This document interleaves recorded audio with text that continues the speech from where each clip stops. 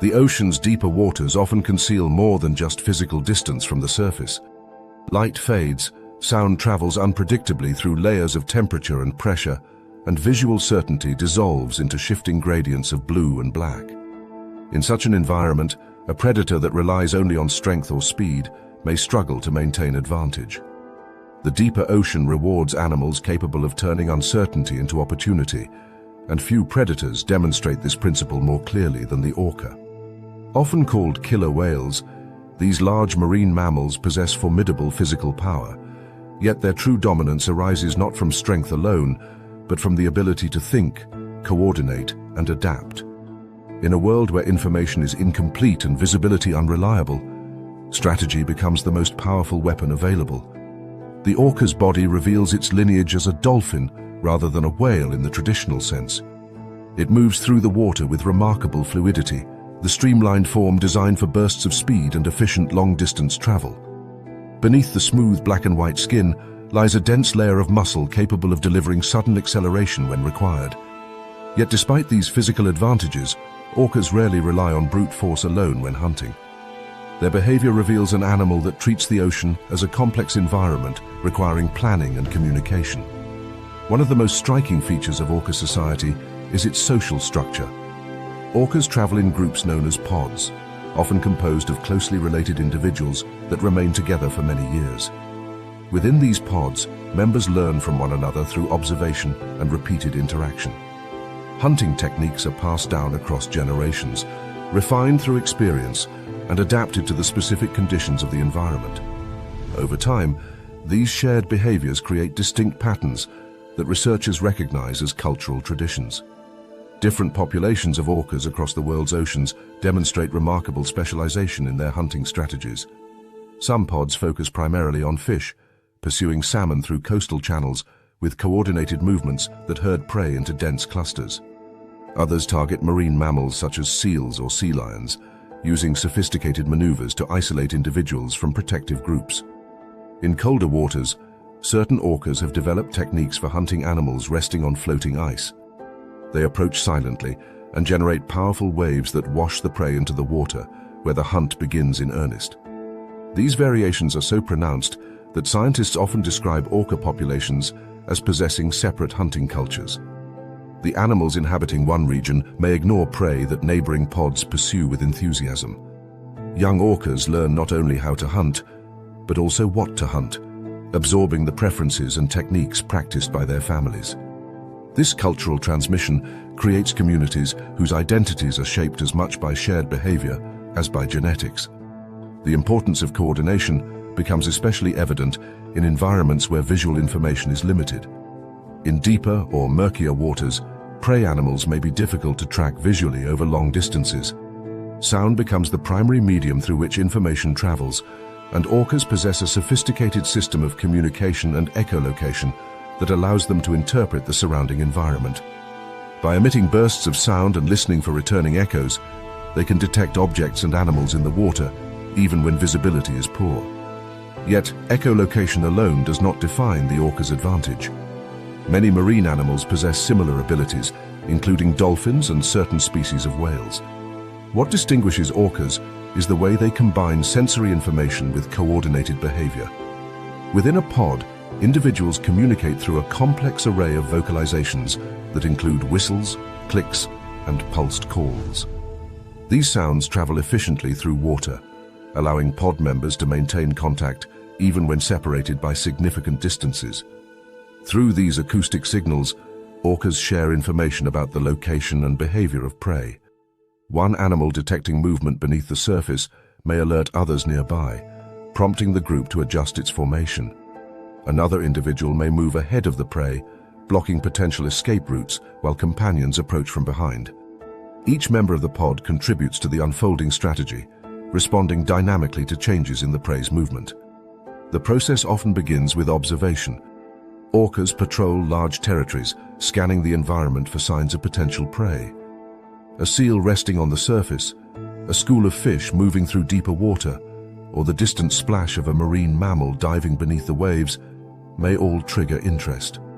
Once a target is identified, the pod gradually reorganizes itself, positioning individuals in ways that limit the prey's options. Isolation is frequently the first objective.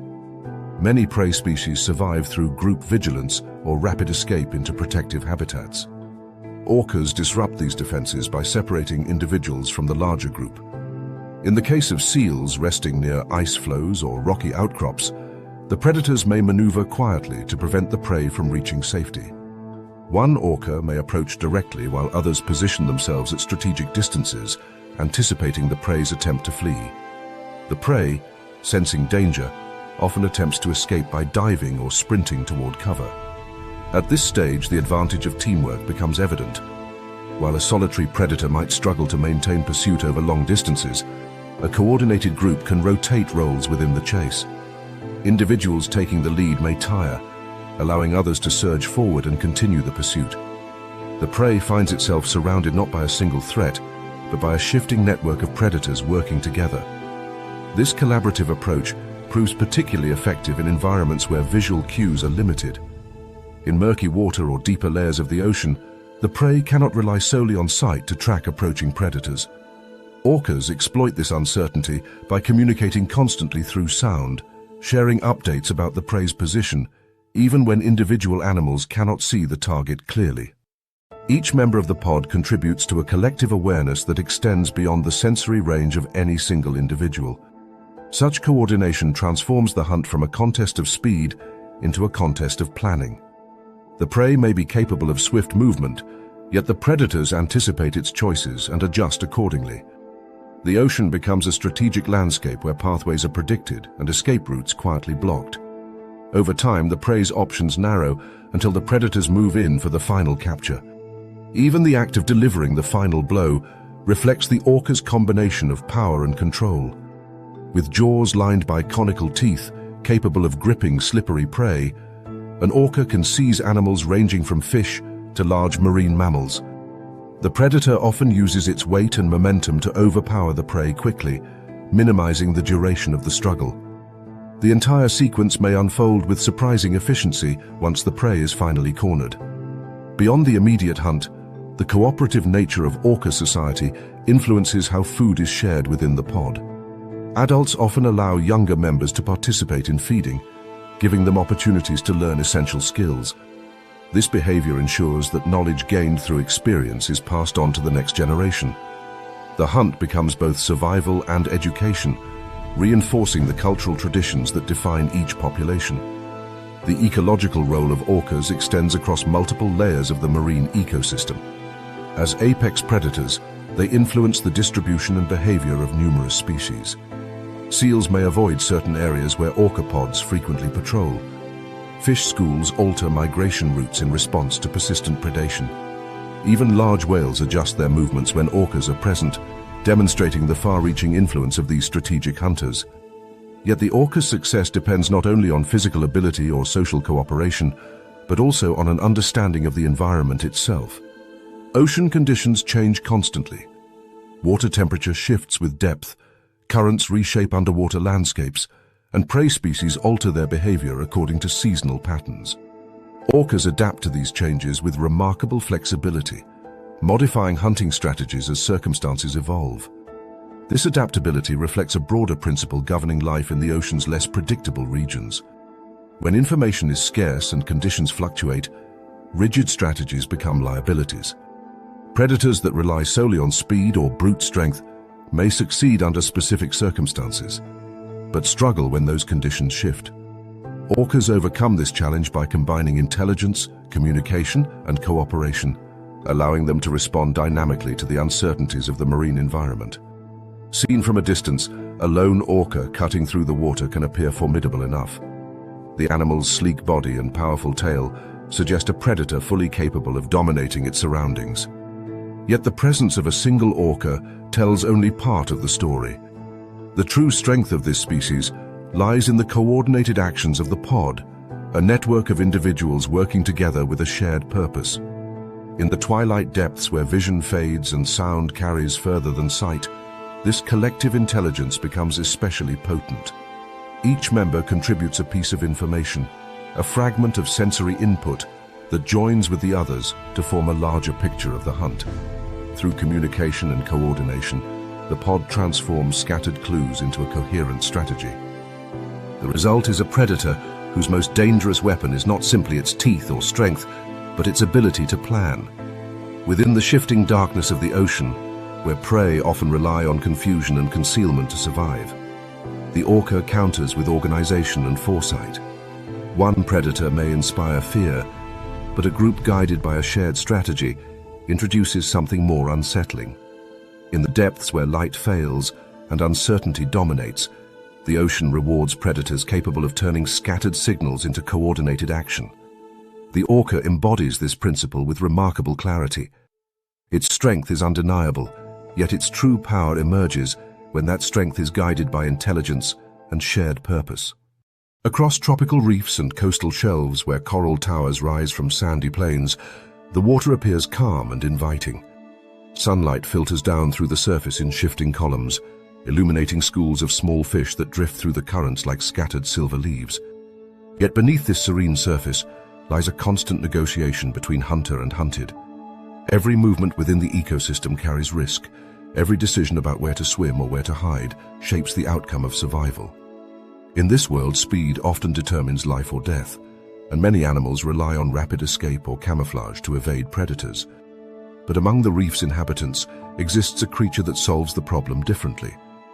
Rather than fleeing or blending into the environment, it transforms itself into something almost impossible to swallow. The pufferfish begins its day as an unassuming figure drifting quietly above the reef. Its body is rounded, its movements slow and deliberate compared with the swift motions of nearby fish. Small fins beat rhythmically to maintain position in the water, allowing the animal to hover near coral formations or rocky ledges while searching for food. To an observer unfamiliar with its abilities, the pufferfish might appear poorly suited to survive among faster and more agile species. It lacks the streamlined form of pelagic hunters, and its swimming style seems almost leisurely in comparison. Yet this apparent vulnerability conceals one of the most dramatic defensive transformations in the marine world. The pufferfish's anatomy contains a remarkable mechanism designed not for speed or stealth, but for instant structural change. When threatened, the fish can inflate its body rapidly, turning a modestly sized animal into a rounded sphere, several times larger than its normal shape. This sudden expansion alters the geometry of the fish in a way that creates immediate problems for predators attempting to swallow it. To understand why this strategy proves effective, it helps to consider the mechanics of predation in the ocean. Many fish predators capture prey by engulfing it whole.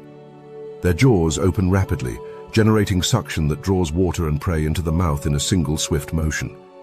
The predator then closes its jaws and swallows the captured animal before it has time to escape. This feeding technique works best when the prey is small enough to fit easily through the predator's mouth and throat. The pufferfish disrupts this process by changing its size at the exact moment when capture occurs.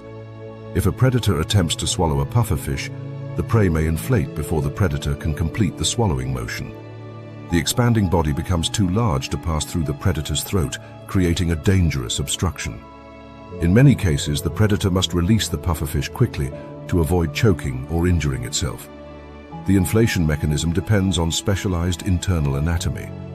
Unlike most fish, which rely primarily on gills for water exchange, the pufferfish possesses the ability to pump large volumes of water into a highly elastic stomach. When threatened, the fish opens its mouth and rapidly draws water inward while sealing its gill openings. The stomach expands dramatically, stretching outward to accommodate the incoming water. Because the surrounding tissues are flexible and the skin contains folds that unfold during expansion, the body enlarges without tearing. As the stomach fills, the pufferfish's shape changes from elongated to spherical. In many species, small spines embedded within the skin also become erect during this process, projecting outward like tiny spikes. These spines add an additional layer of deterrence, making the inflated fish difficult and uncomfortable to grasp. What began as a slow-moving animal suddenly becomes a floating barrier of volume and spines, forcing predators to reconsider their attack. Inflation alone, however, does not represent the only defensive layer available to pufferfish. Many species contain powerful toxins within their tissues, most famously a compound known as Toxin. This substance interferes with nerve function by blocking sodium channels essential for transmitting electrical signals within muscles and nerves. When ingested in sufficient quantities, the toxin can cause paralysis and even death in animals that consume it. For predators that attempt to swallow a pufferfish despite its inflated body, the consequences can be severe. In some cases, the predator may manage to ingest part of the fish, only to experience rapid neurological effects caused by the toxin. However, the ecological story is more complex than simple lethal defense. Not every predator that attacks a pufferfish dies as a result. Many encounters end with the predator releasing the fish after experiencing discomfort or partial intoxication. Over time, these experiences shape predator behavior through learning.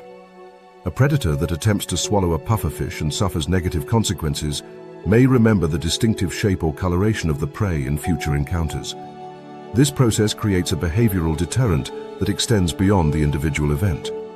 Predators that learn to avoid pufferfish reduce the likelihood of repeated attacks, allowing the species to survive even in environments populated by large carnivores. The presence of toxin within the pufferfish raises another intriguing biological question. How does the fish avoid poisoning itself? The answer lies in a combination of physiological resistance and symbiotic relationships with bacteria. Certain microorganisms associated with the pufferfish's diet produce tetrodotoxin, which accumulates within the tissues of the fish. Meanwhile, the pufferfish's own nerve cells possess structural variations that reduce sensitivity to the toxin's effects. This adaptation allows the fish to store toxic compounds without suffering the same paralysis that affects other animals. From an ecological perspective, the pufferfish represents a defensive specialist within the reef community. Rather than investing energy in rapid swimming or aggressive hunting strategies, the species relies on deterrence and structural engineering. Its body becomes a mechanism that transforms vulnerability into temporary invulnerability when danger appears. This approach reflects the broader realities of reef ecosystems. Many areas within coral environments contain narrow crevices, tangled coral branches, and complex three-dimensional structures where escape routes may be limited. A fish that attempts to flee blindly through such terrain risks colliding with obstacles or exposing itself to additional predators waiting nearby. In these situations, instant defensive transformation may prove more reliable than attempting to outrun the threat.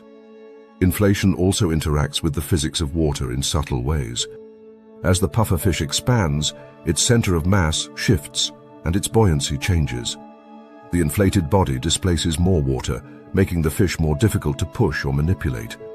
Predators attempting to bite or swallow the inflated sphere encounter a shape that resists compression and slides awkwardly against the interior of the mouth. Observations of predator encounters reveal a variety of outcomes. Some predators abandon the attack almost immediately when the pufferfish inflates, apparently recognizing the prey as more trouble than it is worth. Others attempt to manipulate the fish with repeated bites, sometimes flipping the prey in an effort to deflate it or avoid the spines. In many cases, the pufferfish eventually escapes once the predator releases its grip. Despite these defenses, pufferfish remain part of the broader food web and are not completely immune to predation. Certain predators have evolved techniques that allow them to consume pufferfish safely, often by targeting parts of the body less protected by spines or by avoiding the most toxic tissues. Yet these specialized predators represent only a small fraction of the reef's carnivorous community. The strategy employed by pufferfish illustrates an important principle within evolutionary biology. Survival does not always depend on speed or strength. Sometimes success arises from the ability to alter the rules of engagement entirely. By transforming its body into an object that cannot easily be swallowed, the pufferfish forces predators to abandon the typical sequence of attack and consumption. Within the quiet complexity of the reef, this transformation happens in an instant. A predator lunges forward, jaws opening to engulf what appears to be an easy meal. In the next moment, the prey becomes a floating sphere of water and spines, expanding beyond the limits of the predator's mouth. What began as a straightforward hunt becomes a mechanical problem the predator cannot easily solve. As the danger passes, the pufferfish slowly releases the water stored within its stomach. The body returns to its original shape, the spines flatten against the skin, and the fish resumes its unhurried movement through the reef. Nearby fish continue their routines, unaware that a brief drama has unfolded among the coral shadows. In the vast theater of marine ecosystems, every species confronts the same fundamental challenge: how to remain alive long enough to feed, grow, and reproduce. Some animals solve this challenge through speed, others through camouflage, cooperation, or intelligence. The pufferfish answers the problem with engineering. Its body becomes a mechanism designed to buy time in moments when escape is impossible. Inflation blocks the predator's attempt to swallow, Toxin teaches caution through painful lessons, and spines reinforce the barrier against capture. Together, these features form a layered defense that transforms vulnerability into survival. Within the deeper logic of the ocean, this solution reflects the broader theme that governs life beneath the waves. The environment rewards designs that convert physical constraints into functional advantages. In places where darkness, pressure, and predation limit opportunities for escape, survival becomes an exercise in biological engineering. The pufferfish drifts quietly once more above the reef floor, appearing again like the slow and harmless creature it seemed at first glance. Yet within its body lies a mechanism waiting for the moment when threat approaches. When that moment arrives, the transformation will happen instantly, and the fish will once again become a reminder that in the wild depths of the ocean, survival often depends on turning the body itself into a tool designed to endure. The ocean does not descend into darkness all at once. The transformation happens gradually, layer by layer, until the bright surface world becomes something unrecognizable. Just a short distance below the waves, sunlight begins to scatter and weaken. Blue light penetrates deeper than other colors, but even it fades as depth increases, leaving the water tinted with a cold twilight that blurs edges and softens outlines. To a diver looking upward, the surface may still appear bright and alive, yet from the perspective of animals living below, this twilight zone already behaves like an abyss. Visibility changes, shadows stretch unpredictably, and the contrast between light above and darkness below creates a powerful visual illusion. In this transitional realm, light becomes less a source of clarity and more a tool that predators learn to exploit. Few animals illustrate this strategy more effectively than the great white shark. Although often imagined as a surface hunter crashing through waves, much of its hunting behavior unfolds beneath the brightness of the upper ocean, where sunlight filters down through layers of suspended particles and plankton. In this environment, the great white transforms light itself into camouflage. The shark's body is colored with a pattern known as countershading, a design so common among marine animals that it can appear deceptively simple. The upper surface of the shark is dark gray or slate-colored, blending with the deeper water when viewed from above. The underside, by contrast, is pale, almost white, reflecting the faint glow of light filtering down from the surface. This coloration produces a remarkable optical effect when the shark moves through the water column. For prey animals swimming near the surface, the world above them is flooded with brightness. Sunlight striking the ocean surface scatters through waves and foam, creating a shimmering ceiling of glare that overwhelms the eyes of animals looking upward. When a shark approaches from below, its pale underside merges with that glare. The predator becomes almost invisible against the brightness of the sky-lit water. Only at the last moment, when the shark is already close, does its outline begin to emerge as a rising shadow. This tactic allows the great white to exploit the physics of light in the ocean. Seals, fish, and other prey animals often swim near the surface where oxygen is plentiful and food is abundant. From their vantage point, the depths below appear dark and indistinct, a region where shapes are difficult to resolve. The shark uses that darkness as a launching point. It begins its approach well below the prey, swimming upward through the dim water while remaining concealed by the contrast between darkness and surface glare. As the shark ascends, the geometry of the encounter favors the predator. The prey animal, looking downward into deeper water, struggles to distinguish subtle motion against the blue-black background. Looking upward offers little advantage either, because the bright glare above overwhelms the eye's ability to detect fine details. In this narrow band of visual confusion, the shark closes the distance with remarkable stealth. Only when the predator is nearly upon its target does the shadow become unmistakable, and by then the window for escape has nearly vanished. Yet vision is only one part of the shark's hunting system. Long before the final approach begins, the predator may already be aware that potential prey is nearby. The ocean carries information through water in ways that terrestrial animals rarely experience. Tiny disturbances in the water propagate outward as vibrations, traveling through the surrounding fluid with remarkable efficiency. When a fish struggles near the surface or a seal splashes as it swims, those movements create pressure waves that spread across the water column. The great white shark possesses a sensory system designed to detect precisely such disturbances. Along the length of its body runs the lateral line, a series of specialized receptors embedded beneath the skin. These receptors respond to changes in water pressure and vibration, allowing the shark to sense movements occurring several body lengths away. Even subtle patterns of motion can reveal the presence of prey, long before the predator enters visual range. In addition to vibration detection, the shark relies on an extraordinarily sensitive sense of smell. Water passing through the shark's nostrils carries chemical signals released by living organisms. These signals may include trace amounts of bodily fluids, metabolic byproducts, or microscopic fragments of tissue drifting through the water. The shark's olfactory system can detect extremely small concentrations of these molecules, allowing it to follow chemical trails that lead toward injured or active prey. When combined, these sensory systems create a layered awareness of the surrounding environment. Vibrations provide immediate information about movement, while chemical signals offer clues about the identity and condition of potential prey.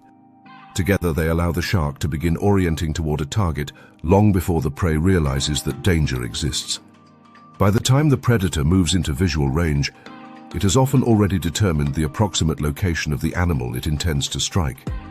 This early detection is essential because the great white shark does not rely on prolonged pursuit. The open ocean may appear spacious, but for large predators, energy remains a critical resource. Maintaining high-speed swimming over extended periods consumes significant metabolic energy, and a failed chase represents not only a missed meal, but also a costly expenditure of fuel. Evolution has therefore shaped the shark's hunting strategy around explosive success rather than endurance. The approach phase unfolds slowly and quietly.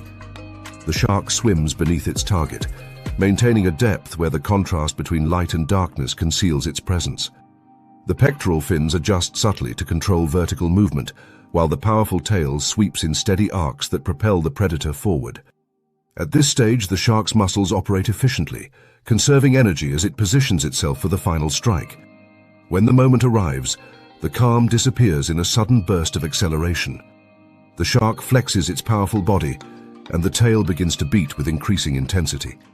Muscle fibers built for rapid contraction release stored energy, propelling the predator upward through the water column. The streamlined shape of the shark's body reduces drag, allowing it to surge forward with remarkable speed over a short distance. This explosive burst is not sustainable for long, but it does not need to be. The predator's objective is to close the gap between itself and the prey in a single decisive motion. For animals such as seals swimming near the surface, the attack often arrives from below with astonishing force. The shark's momentum carries it upward at a steep angle, jaws opening just before impact.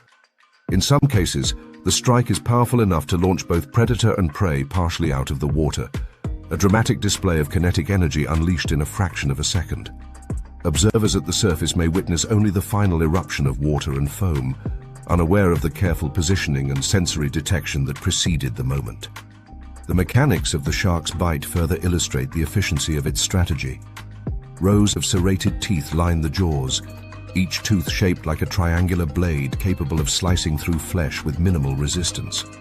When the jaws close, these teeth engage simultaneously, creating a cutting action that allows the shark to remove large sections of tissue quickly. The initial bite often serves to incapacitate the prey, which may then weaken from blood loss or shock before the predator returns to feed more thoroughly. Even this brutal efficiency reflects the same underlying energy logic governing the shark's behavior. A prolonged struggle risks attracting competing predators, or allowing the prey to escape into deeper water where visibility decreases further. By delivering a powerful initial strike, the shark maximizes the probability that the encounter will end quickly and decisively. Success in such moments compensates for the long intervals between hunts. Within the broader marine ecosystem, the great white shark occupies a position as one of the top predators of the Twilight waters. Its hunting behavior influences the movements and distribution of many species that share the same habitat. Seals alter their travel routes when sharks are present, sometimes avoiding areas where attacks have occurred recently. Fish schools tighten their formations or move closer to complex underwater terrain where escape routes are more numerous. Even other predators adjust their behavior, aware that the arrival of a great white changes the balance of risk. This influence extends beyond individual encounters. By preying on seals and other marine mammals, the shark helps regulate populations that might otherwise grow too large for available resources. Such regulation contributes to the stability of the ecosystem, ensuring that energy flows through multiple layers of the food web rather than accumulating within a single dominant species. In this way, the predator performs a role that is both dramatic and essential, shaping the structure of the community through its presence. Yet despite its formidable capabilities, the great white shark remains bound by the same constraints that govern all life in the ocean. It cannot waste energy recklessly. It cannot afford repeated failures. The ocean may appear vast and full of life, but successful encounters between predator and prey remain relatively rare.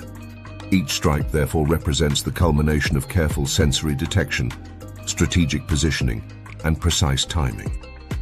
In the Twilight water, where light becomes both camouflage and weapon, the shark rises silently from below. The prey above continues its routine, unaware that chemical signals and vibrations have already betrayed its presence. Only at the final moment does the rising shadow reveal itself, emerging from the brightness beneath the surface glare. By then, the physics of water and the power of muscle have already sealed the outcome. This hunting strategy reveals something fundamental about the way the ocean's upper depths function. The abyss does not begin only in the blackest regions thousands of meters below. It begins much sooner, wherever light and darkness interact in ways that obscure perception. In that transitional zone, predators learn to use brightness as concealment and shadows as pathways toward prey. The great white shark moves through this world with a design refined for brief, decisive success, proving that in the ocean, even light itself can become an ally to those who understand how to use it. Across wide coastal shallows, where the seafloor stretches like a pale desert of sand, the ocean appears deceptively simple. From the surface, the bottom may seem empty, interrupted only by faint ripples carved by tides and currents. Yet this apparent emptiness hides an ecosystem built on concealment and restraint. On these open flats, life survives not by dominating the landscape, but by blending into it so completely that even attentive observers struggle to notice what lies beneath. Among the most skilled practitioners of this art are stingrays, animals whose bodies seem almost designed to vanish into the seafloor itself. The body of a stingray is built around an extraordinary architectural concept, the transformation of fins into wings. Instead of narrow appendages used for rapid propulsion, the pectoral fins extend outward and merge with the head to form a broad, flattened disc. When the ray rests against the sand, this disc spreads across the surface like a living sheet, pressing close to the sediment and leaving only the faintest contour visible to passing animals. The eyes rise slightly above the surface of the body, positioned so that the ray can monitor its surroundings while remaining almost entirely concealed. In environments such as coral reefs or rocky coastlines, predators and prey often rely on structures to hide among crevices and shadows. Open sand flats offer no such shelter. The terrain is exposed, the horizon wide, and the few animals present must either cross large distances quickly or become part of the landscape itself. Stingrays solve this problem through a behavior that transforms sand into armor. With subtle movements of their fins, they lift small clouds of sediment and allow the grains to settle across their bodies. Within seconds, the ray disappears beneath a thin veil of sand, leaving only the eyes and breathing openings visible. This strategy serves two essential purposes. The first is camouflage. A buried ray resembles nothing more than a faint irregularity in the sand, indistinguishable from the countless small disturbances created by currents and drifting debris.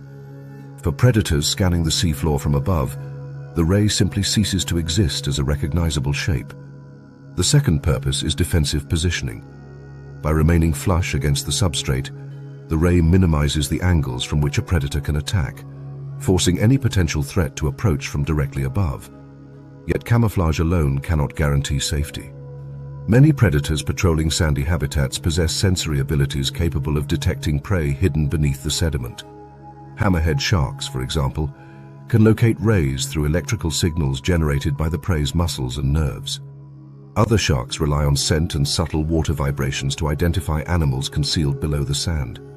For the ray, the challenge becomes one of balance.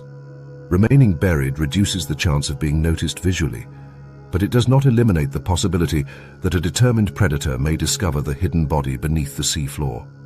The stingray's anatomy reflects this delicate equilibrium between invisibility and preparedness. Along the dorsal surface of the body, just behind the eyes, lie small openings known as spiracles. These structures function as breathing ports, allowing the ray to draw water across its gills even while buried in sediment. Water enters through the spiracles and flows over the gill chambers before exiting beneath the body. This adaptation ensures that the ray can remain concealed for extended periods without suffocating under the sand. While hidden, the ray conserves energy with remarkable efficiency. Its flattened body reduces resistance against the seafloor, and the gentle undulations of its fins require minimal muscular effort. Food resources on sand flats are scattered and unpredictable, often consisting of small invertebrates buried beneath the surface. Rather than chasing prey across large distances, rays glide slowly across the bottom, using sensory receptors near their mouths to detect the faint signals produced by buried animals. When a potential meal is located, the ray performs a maneuver that reveals the subtle sophistication of its body plan. The wide pectoral fins generate a downward push that lifts the front portion of the body slightly off the sand. At the same time, the ray directs jets of water into the sediment using specialized movements of its mouth and gill openings. The water disturbs the sand just enough to expose hidden prey, such as small crustaceans or worms. Once revealed, the prey is drawn into the ray's mouth through suction, and the sediment settles again as if nothing had happened. This feeding strategy requires remarkable precision. The ray must disturb the sand without exposing itself too dramatically to predators scanning the area. Each movement therefore remains controlled and economical, reinforcing the principle that survival on open flats depends on minimizing unnecessary attention. The ray's distinctive method of locomotion further supports this philosophy of quiet efficiency. Instead of beating its fins rapidly like many fish, the stingray moves through the water, using slow, graceful waves that pass along the edges of its disc-shaped body. These undulations resemble the motion of a kite drifting through air, with each ripple producing forward thrust while maintaining stability. The result is a style of movement that allows the ray to glide above the seafloor with minimal energy expenditure. Energy conservation becomes particularly important in habitats where prey items are widely dispersed. A predator that spends excessive energy searching for food may consume more calories than it gains from the hunt. Stingrays counter this challenge by combining efficient gliding with patient scanning of the sediment. Their bodies function almost like living wings, using water currents to assist movement while reducing the muscular effort required to travel. Despite these advantages, the open flats remain dangerous places.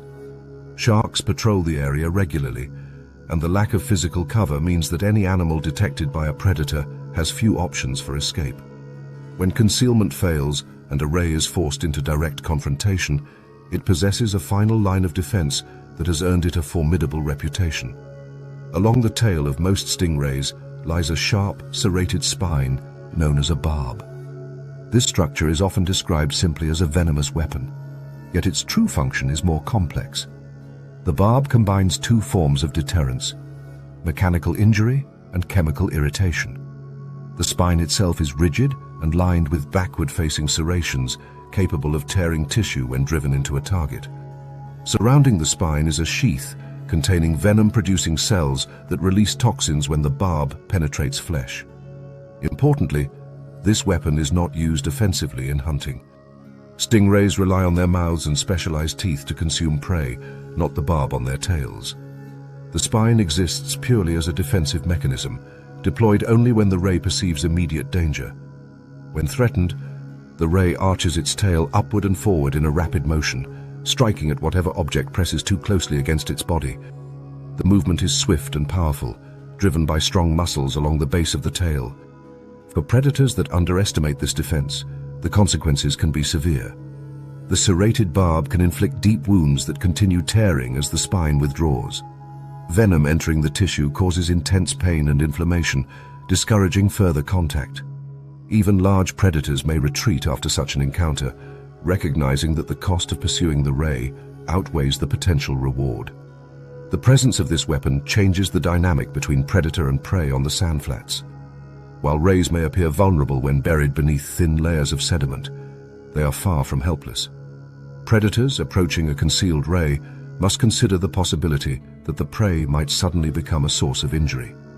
This risk encourages many hunters to rely on precise detection methods and rapid strikes that immobilize the ray before it can respond.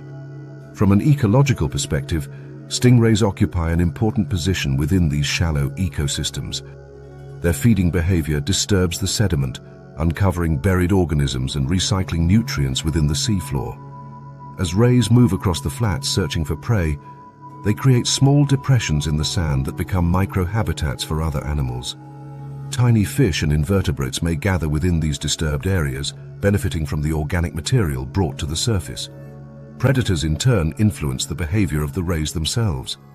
The constant threat of sharks encourages rays to remain vigilant and maintain their camouflage strategies. In areas where predator activity increases, rays may bury themselves more deeply or remain motionless for longer periods, demonstrating how the presence of hunters shapes the behavior of prey across entire habitats. Seen from above, the sandflats continue to appear quiet and undisturbed. Yet beneath that tranquil surface lies a network of interactions driven by concealment, detection, and sudden defense. Stingrays glide silently across the sea floor like living kites, their broad bodies riding currents with minimal effort. When danger approaches, they vanish beneath the sand, trusting camouflage to protect them. But camouflage is only the first layer of survival. Beneath the sand waits a creature prepared to respond if invisibility fails. In the open expanses of the ocean floor, where shelter is scarce and predators roam freely, the stingray demonstrates that survival often depends not on constant aggression, but on the quiet mastery of remaining unseen. And when that invisibility breaks, the ray reminds the ocean that even the most concealed animals can defend themselves with startling force. The open ocean often gives the illusion of endless space. From the surface to the shifting blue horizon beneath, the water appears borderless and fluid, lacking the walls, cliffs, or narrow passages that predators in other environments rely upon to corner prey. Fish move through these waters in vast schools that stretch for hundreds of body lengths, spreading and folding like living clouds in response to currents and light. At first glance, it seems impossible for any predator to control such a landscape. Yet dolphins demonstrate that control in the ocean does not require physical barriers. Instead, it requires coordination so precise that the predators themselves become the structure shaping the hunt. In regions where fish gather in large schools, the ocean becomes a dynamic arena of constant movement. Sardines, anchovies, and other small fish cluster together for protection, relying on the collective motion of thousands of bodies to confuse predators. Each individual fish responds instantly to the movement of its neighbors, creating waves of coordinated motion that ripple through the school like shifting shadows. This behavior forms the foundation of their defense. A single predator approaching a tightly packed school struggles to isolate a target because every movement of the predator triggers an immediate reaction throughout the group. For dolphins, however, the complexity of this defense is precisely what makes it exploitable. Unlike solitary hunters that chase individual fish through open water, dolphins operate as coordinated teams capable of reshaping the structure of a school itself. The process often begins quietly, with several dolphins approaching a large group of fish from different angles. Their sleek bodies cut through the water with minimal disturbance, but beneath the calm movement lies a highly organized strategy. The dolphins begin by narrowing the movement options available to the fish. Instead of attacking directly, they swim around the edges of the school, subtly adjusting their positions to guide the fish into tighter formations. Each dolphin's presence creates a zone of pressure that the fish instinctively avoid. As the predators circle, those zones overlap and gradually compress the school into a smaller and denser mass. This transformation produces what marine scientists often call a bait ball. Thousands of fish cluster together into a compact sphere, their bodies flashing silver as they turn in unison. From a distance, the bait ball resembles a single shimmering organism rather than a collection of individual animals. For the fish, the strategy is intended to dilute risk by making it difficult for predators to select a single target. Yet for dolphins, the dense cluster becomes a feeding opportunity. The key to this hunting technique lies in the dolphin's ability to divide roles within the group. Some individuals act as drivers, positioning themselves behind the school and pushing it toward the center of the formation. Their movements create waves of pressure that guide the fish forward without allowing them to scatter. Other dolphins take up positions along the sides, preventing escape routes from opening as the school tightens into a compact sphere. A third group often assumes the role of blockers. These dolphins hold positions beneath or ahead of the bait ball, forming a living barrier that prevents the fish from diving deeper into open water. The fish, surrounded on multiple sides by predators, instinctively move toward the center of the formation, where the perceived safety of the group still exists. Yet that safety becomes increasingly fragile as the space around them shrinks. Once the bait ball reaches a certain density, the dolphins begin their feeding passes. Individual hunters dart into the swirling mass of fish, snapping up several prey items in quick succession before withdrawing to allow another dolphin to enter. The movement resembles a rotating system of strikes, where each member of the pod takes advantage of the concentrated prey without disrupting the structure of the bait ball. This approach reveals a sophisticated understanding of how prey animals behave collectively. The dolphins are not simply chasing fish, they are manipulating the fish's defensive instincts to create a situation where escape becomes increasingly difficult. By maintaining pressure from multiple directions, the dolphins turn the open ocean into a controlled hunting space. The fish are not trapped by walls or rocks, but by the coordinated movements of the predators themselves. Underlying this strategy is one of the most advanced sensory systems in the marine world. Dolphins rely heavily on echolocation, a biological sonar that allows them to perceive objects through sound rather than sight. By emitting rapid clicks and listening for returning echoes, dolphins construct detailed acoustic images of their surroundings. This ability becomes particularly valuable in water, where visibility is poor due to suspended particles, plankton blooms, or the shifting light of waves above. Within a bait ball, visual clarity deteriorates rapidly. Thousands of fish moving together scatter light and create constant flashes that can obscure individual shapes. Yet echolocation penetrates this confusion with remarkable precision.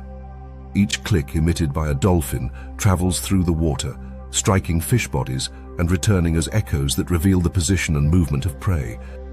The dolphin's brain processes these echoes almost instantly, allowing it to track multiple targets even in the midst of swirling motion.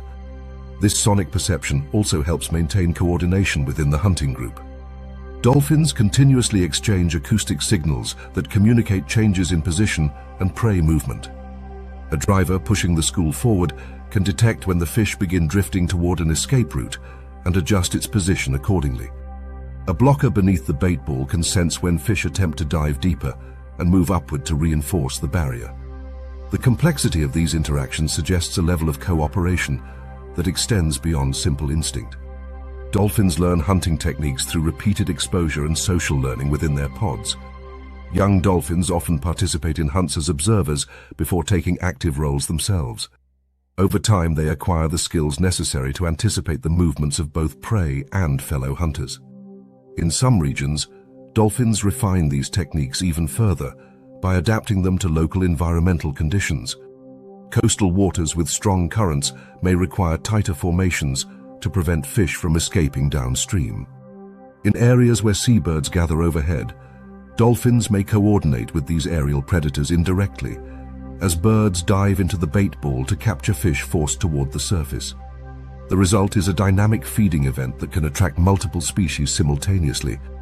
The ecological consequences of these hunts extend beyond the immediate feeding success of the dolphins. Bait balls often draw attention from larger predators such as sharks, which attempt to exploit the concentrated fish. In this way, dolphin hunting behavior can influence the movement and feeding patterns of other animals within the ecosystem. The dolphins themselves must remain aware of these potential competitors, adjusting their strategy if larger predators approach. Energy efficiency remains a central consideration throughout the process. Dolphins expend significant effort organizing a bait ball, yet the reward lies in the density of prey once the formation stabilizes. Instead of chasing fish individually across vast distances, the dolphins create a concentrated food source that allows them to capture multiple prey items within a short period.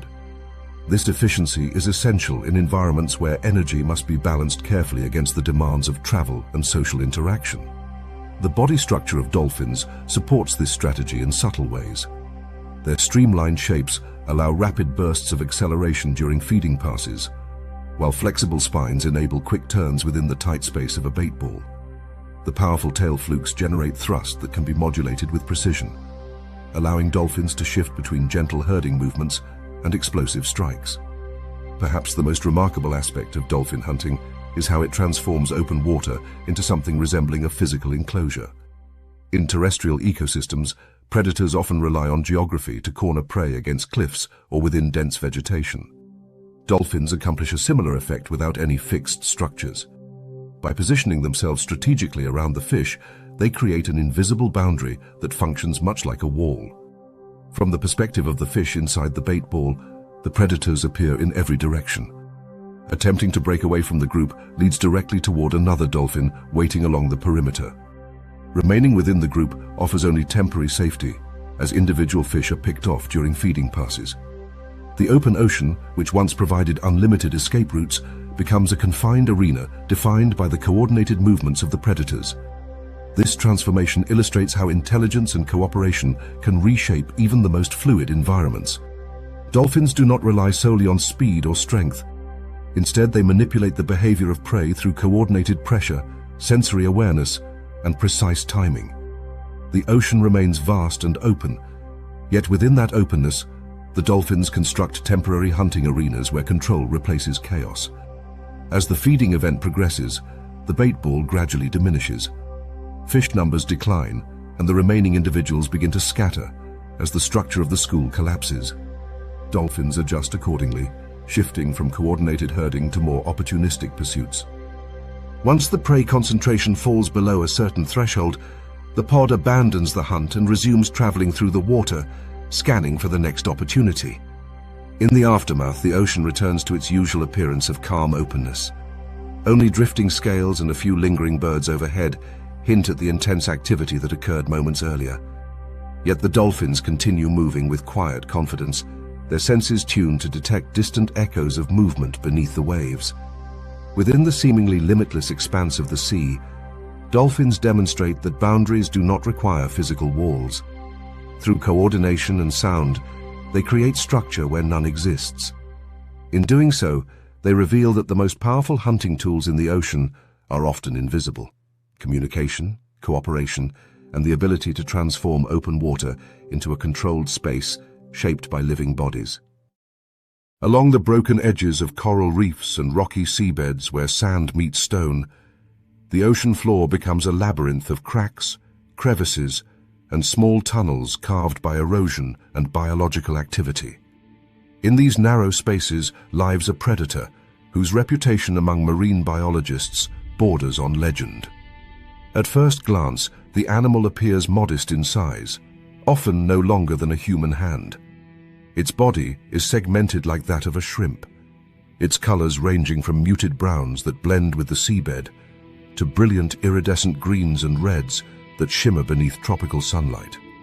Yet within this compact form lies one of the most astonishing weapons ever produced by evolution, a biological mechanism that transforms a small crustacean into a master of destructive physics.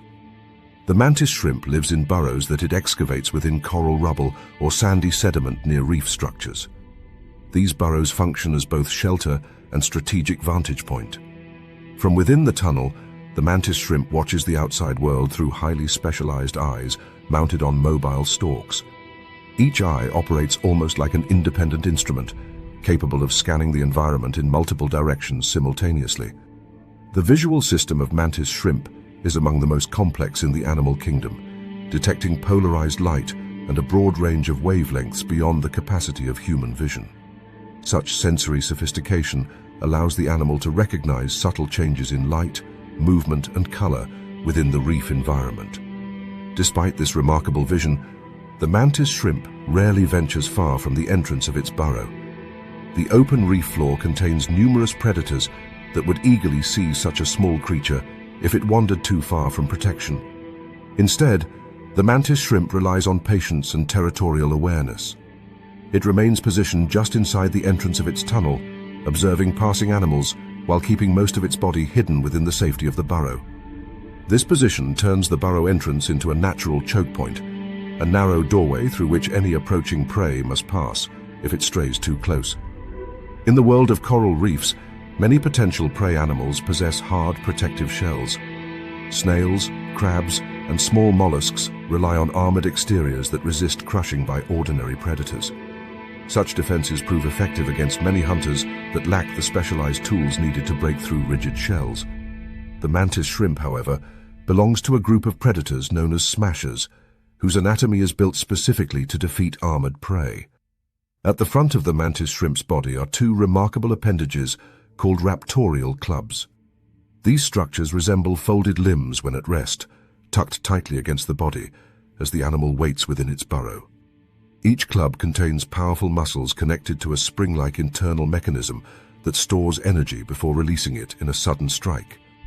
The biological design resembles a compressed catapult, capable of accelerating the club forward with extraordinary speed. When the mantis shrimp detects prey approaching the burrow entrance, the entire sequence unfolds with astonishing rapidity. The animal extends its raptorial club forward in a motion so fast that it challenges the limits of biological movement. High-speed cameras reveal that the strike occurs within a fraction of a millisecond, faster than the blink of an eye. The club impacts the shell of the prey with tremendous force, delivering a blow that can crack the rigid exterior of a snail or crab. Yet the physics of this strike contains an additional surprise. As the club accelerates through the water, it moves so quickly that the pressure behind it drops dramatically. This drop in pressure causes the surrounding water to form a cavity filled with vapor, known as a cavitation bubble. The bubble appears momentarily behind the striking limb, expanding as the club reaches maximum speed. Almost immediately afterward, the bubble collapses violently. The implosion generates a shockwave and a flash of heat within the surrounding water. For the prey animal, this phenomenon effectively delivers a second blow following the initial impact of the club itself. Even if the shell survives the first strike, the collapsing bubble can fracture weakened structures and stun the prey, ensuring that the mantis shrimp gains the advantage. The energy released during this cavitation event is so intense that tiny flashes of light have been observed within the collapsing bubble, a phenomenon related to the conversion of mechanical energy into heat and luminescence. While these flashes are extremely small and brief, they reveal the extraordinary physical forces generated by an animal only a few centimeters long. The mantis shrimp does not simply strike its prey, it harnesses hydrodynamic physics to amplify the destructive power of the blow. For prey animals relying on armor as their primary defense, this ability represents a formidable challenge. Snails that would resist the crushing jaws of fish predators become vulnerable to the mantis shrimp's hammer-like strike. Crabs that depend on thick carapaces find their shells shattered by repeated blows delivered in rapid succession. The mantis shrimp's hunting method demonstrates that armor alone cannot guarantee safety when predators evolve mechanisms specifically designed to defeat it. The burrow entrance plays a crucial role in these encounters. Within the narrow opening of the tunnel, the mantis shrimp enjoys a significant advantage. The confined space restricts the movement of larger animals while allowing the mantis shrimp to strike and retreat quickly. If prey approaches too closely, the mantis shrimp lunges forward just far enough to deliver a blow before withdrawing again into the safety of the burrow. This arrangement turns the burrow entrance into a kind of arena where brief but violent battles occur. Prey animals attempting to escape may find their movement constrained by the surrounding sediment and coral fragments. The mantis shrimp, meanwhile, remains anchored within its home territory, striking repeatedly until the prey's defenses fail. The doorway becomes a choke point where survival depends on the outcome of a few rapid exchanges. Territorial disputes between mantis shrimp themselves can be even more dramatic. Each individual maintains its burrow with fierce determination, recognizing that losing this shelter would expose it to predators and reduce its ability to hunt effectively. When two mantis shrimp encounter one another near a burrow entrance, the confrontation often begins with displays designed to warn the rival away. The animals raise their raptorial clubs and spread their bodies in a posture that emphasizes both size and readiness to strike. If neither individual retreats, the conflict may escalate into direct combat. In these moments, the burrow entrance again functions as a strategic choke point. Each shrimp attempts to control the narrow space, preventing the rival from entering while maintaining access to its own shelter. The strikes exchanged during such battles can be powerful enough to damage limbs or crack the exoskeleton of the opponent. Despite the potential violence, these encounters rarely last long. The risk of injury is significant, and mantis shrimp rely heavily on their specialized appendages for survival. A damaged raptorial club could leave the animal unable to defend itself or capture prey effectively. As a result, many confrontations resolve through intimidation displays rather than prolonged fighting. The narrow doorway becomes a stage where strength and resolve are tested before the animals decide whether to engage or withdraw. The ecological role of mantis shrimp within reef ecosystems extends beyond their dramatic hunting abilities. By preying on hard-shelled organisms such as snails and small crabs, they influence the composition of invertebrate communities within coral habitats. Their burrowing activities also modify the structure of the seabed, creating small cavities that other organisms may later inhabit once abandoned. From the perspective of evolutionary biology, the mantis shrimp represents an extraordinary example of how specialized adaptations emerge in response to ecological pressures. Coral reefs contain abundant prey protected by shells and exoskeletons, presenting a challenge that ordinary predators struggle to overcome. The mantis shrimp answers this challenge with a weapon that combines muscular strength, mechanical leverage, and hydrodynamic amplification into a single devastating strike. Seen in motion, the animal's behavior reveals a blend of patience and explosive action. It waits quietly within the shadows of its burrow, eyes scanning the reef environment for subtle signs of movement. Passing fish, drifting debris, and shifting sunlight all enter the mantis shrimp's field of vision. Yet the predator remains still until the correct opportunity appears. When a snail crawls too close to the entrance, the silence ends in an instant. The raptorial club snaps forward faster than the eye can follow, striking the shell with a force that echoes faintly through the surrounding water. The cavitation bubble forms and collapses, adding its invisible shockwave to the impact. In the confined space of the burrow entrance, the prey's armor proves insufficient against the physics unleashed by the strike.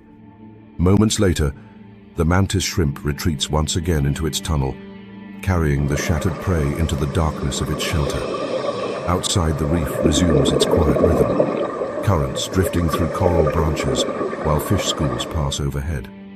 Yet within the hidden corridors of coral rubble, the mantis shrimp continues its watch, ready to transform patience into violence whenever opportunity approaches the doorway. In the open water above reefs and along coastal drop-offs, movement rarely stops. Small fish schools drift through the currents in shimmering clusters, adjusting their formation constantly as predators pass or sunlight shifts through the surface waves. The reef itself breathes with activity. Plankton rises in faint clouds. Juvenile fish dart between coral heads and return again to the open blue. To a casual observer, this environment appears restless and chaotic, a landscape defined by motion. Yet within that motion, there are predators that succeed not by joining the constant activity, but by refusing it almost entirely. The barracuda stands among them, as one of the ocean's most striking examples of how stillness can become a weapon. From a distance, a barracuda hovering in the water column often resembles nothing more than a suspended metallic shape. The long cylindrical body remains almost perfectly horizontal, barely drifting with the surrounding current. The dorsal and pectoral fins move only enough to maintain position, producing subtle corrections that keep the predator balanced in place. In clear tropical waters, where sunlight penetrates deeply, the barracuda's scales reflect light with a silvery sheen that blends easily with the surrounding brightness. The predator does not hide among rocks or coral branches. Instead, it occupies the open space above the reef, remaining visible yet strangely inconspicuous. This apparent contradiction lies at the heart of the barracuda's hunting strategy. Many predators rely on camouflage to approach prey unnoticed. Barracudas take a different approach. Their bodies reflect the surrounding water so efficiently that their outlines become difficult to interpret against the constantly shifting reflections of the surface above. From the perspective of a small fish moving through the water column, the predator does not appear as a clear shape, but as a streak of brightness similar to the flashes produced by neighboring fish scales. This visual ambiguity is reinforced by the barracuda's choice to remain motionless for extended periods. In marine ecosystems, prey animals often respond most strongly to movement rather than shape alone. A stationary object, even if visible, may not trigger the same alarm response as a rapidly approaching predator. The barracuda exploits this behavioral tendency by hovering quietly in the water column, its body aligned with the prevailing current so that it appears almost like a floating object rather than a living hunter. Meanwhile, the surrounding ecosystem continues its routine. Small schooling fish move through the water in dense formations, their bodies turning in synchronized waves that reflect sunlight like flashing mirrors. These schools serve as both defense and communication network. Each fish responds instantly to the movements of its neighbors, maintaining a collective pattern that confuses predators and reduces the chance that any single individual will become isolated. To such a school, the presence of a barracuda may initially appear unremarkable. The predator's stillness and reflective body prevent it from standing out against the bright background of the water. The fish continue their coordinated movement, weaving through the currents as they search for plankton or other small food sources drifting near the reef. Yet beneath this calm posture lies a predator built for explosive acceleration. The barracuda's body is a masterpiece of hydrodynamic efficiency. Its narrow profile reduces resistance as it moves through the water, while powerful muscles run along the length of the torso, storing the energy required for sudden bursts of speed. The tail, forked and rigid, acts like a propulsion blade capable of delivering rapid thrust in a fraction of a second. When the moment arrives, the transformation from stillness to motion is almost instantaneous. The barracuda's body flexes, and the tail snaps sideways with tremendous force. In that single motion, the predator launches forward like a spear released from a bow. The distance between predator and prey collapses in an instant, leaving the targeted fish little time to react. This sudden acceleration is central to the barracuda's success. Many prey species rely on quick reaction times to escape approaching threats. A predator that begins its attack from a noticeable distance gives the prey valuable moments to detect the danger and scatter. The barracuda eliminates this advantage by reducing the reaction window to nearly nothing. The strike begins so close to the prey that by the time the fish register the movement, the predator's jaws are already closing. The barracuda's mouth reflects the same philosophy of swift and decisive capture. Long, conical teeth line the jaws in alternating rows, forming a set of natural daggers designed to grip and pierce slippery prey. These teeth are not meant for chewing or crushing. Instead, they function as impaling tools that secure the prey immediately upon contact. Once the jaws close, escape becomes extremely unlikely.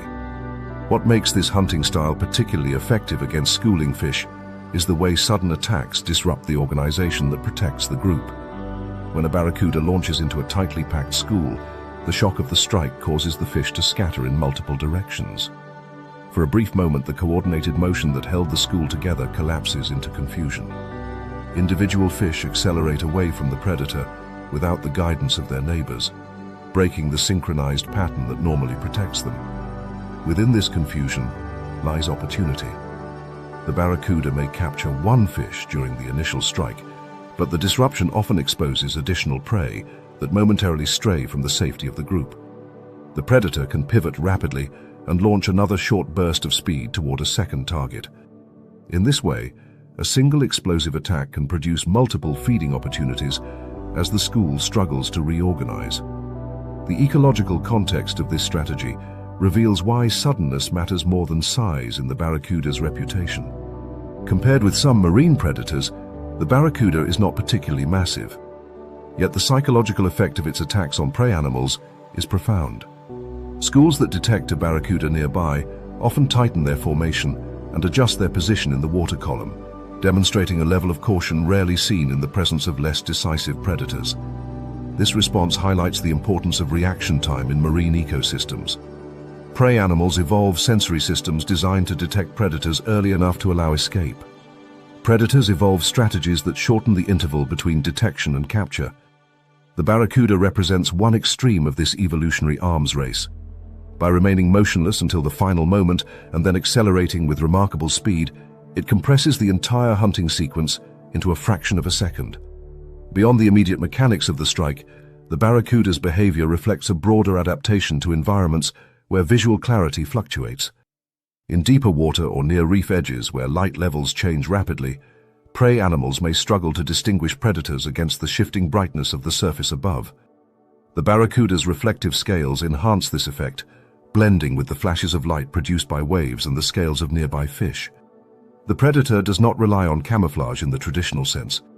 Instead, it manipulates the visual environment to reduce the clarity of its outline.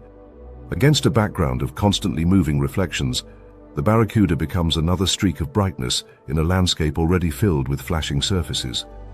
This approach proves particularly effective in areas where schools of fish gather near reef drop-offs or open water currents. Here the water may appear bright and clear from the surface, yet subtle distortions caused by light and movement create conditions where shapes are difficult to interpret quickly. The barracuda waits patiently in this visual confusion, its body poised for the moment when prey drift close enough for a decisive strike. Even after feeding, the predator often returns to its suspended posture, hovering quietly in the water as though nothing remarkable has occurred. The ecosystem around it resumes its routine. Schools of fish regroup and continue their search for food, while smaller predators and scavengers investigate any remaining fragments left by the attack. Within this environment, the barracuda remains an ever-present possibility rather than a constant pursuit. It does not chase prey across long distances or patrol actively through the reef. Instead, it allows the movements of the ecosystem to bring opportunities within reach. When those opportunities appear, the predator responds with such speed that the encounter seems almost instantaneous. This style of hunting illustrates a powerful lesson about the physics of predator and prey interactions. In ecosystems where reaction time determines survival, the predator that can eliminate delay gains a decisive advantage. The barracuda accomplishes this not through stealth alone, but through a combination of stillness, reflection, and explosive acceleration. From the perspective of a small fish moving through the reef's open water, the barracuda's presence may register only as a faint metallic shape suspended in the distance. The school continues its coordinated movement, confident in the protective power of numbers. Then, without warning, the water erupts into motion. A flash of silver streaks through the formation, and one of the fish vanishes in the blink of an eye. In the aftermath, the school reforms, tightening its structure as the survivors attempt to restore order. The barracuda drifts back into stillness, its body once again reflecting the shifting light of the ocean surface. Within moments, it appears no different from any other bright object suspended in the water. Yet the ecosystem remembers the suddenness of that strike. In a world where survival often depends on fractions of a second, the barracuda's ability to move from perfect stillness to violent acceleration ensures that even the most organized schools of fish remain perpetually on edge. The open ocean offers almost no place to hide. Beneath the bright surface, the water stretches outward in every direction, uninterrupted by reefs, cliffs, or the sheltering complexity of coastal habitats. In this vast blue expanse, the rules of survival change dramatically. Without physical barriers to trap prey or conceal predators, animals must rely on speed, endurance, and precise control of movement. Here, hunting becomes less about sudden ambush and more about sustained pressure applied across an entire landscape of water. Few animals embody this principle more completely than tuna, predators whose bodies appear almost sculpted by the physics of motion itself. From a distance, a school of tuna moving through open water resembles a cluster of sleek torpedoes cutting silently through the blue. Their bodies are narrow and tapered, shaped to reduce drag as they push against the dense medium of seawater. The head merges smoothly into the torso without abrupt edges that might disrupt the flow of water along the skin. Even the tail is designed as a powerful crescent blade, capable of transferring enormous energy into forward thrust. Every aspect of the tuna's anatomy reveals a single guiding purpose: sustained speed. This design reflects the ecological challenges of life in open water.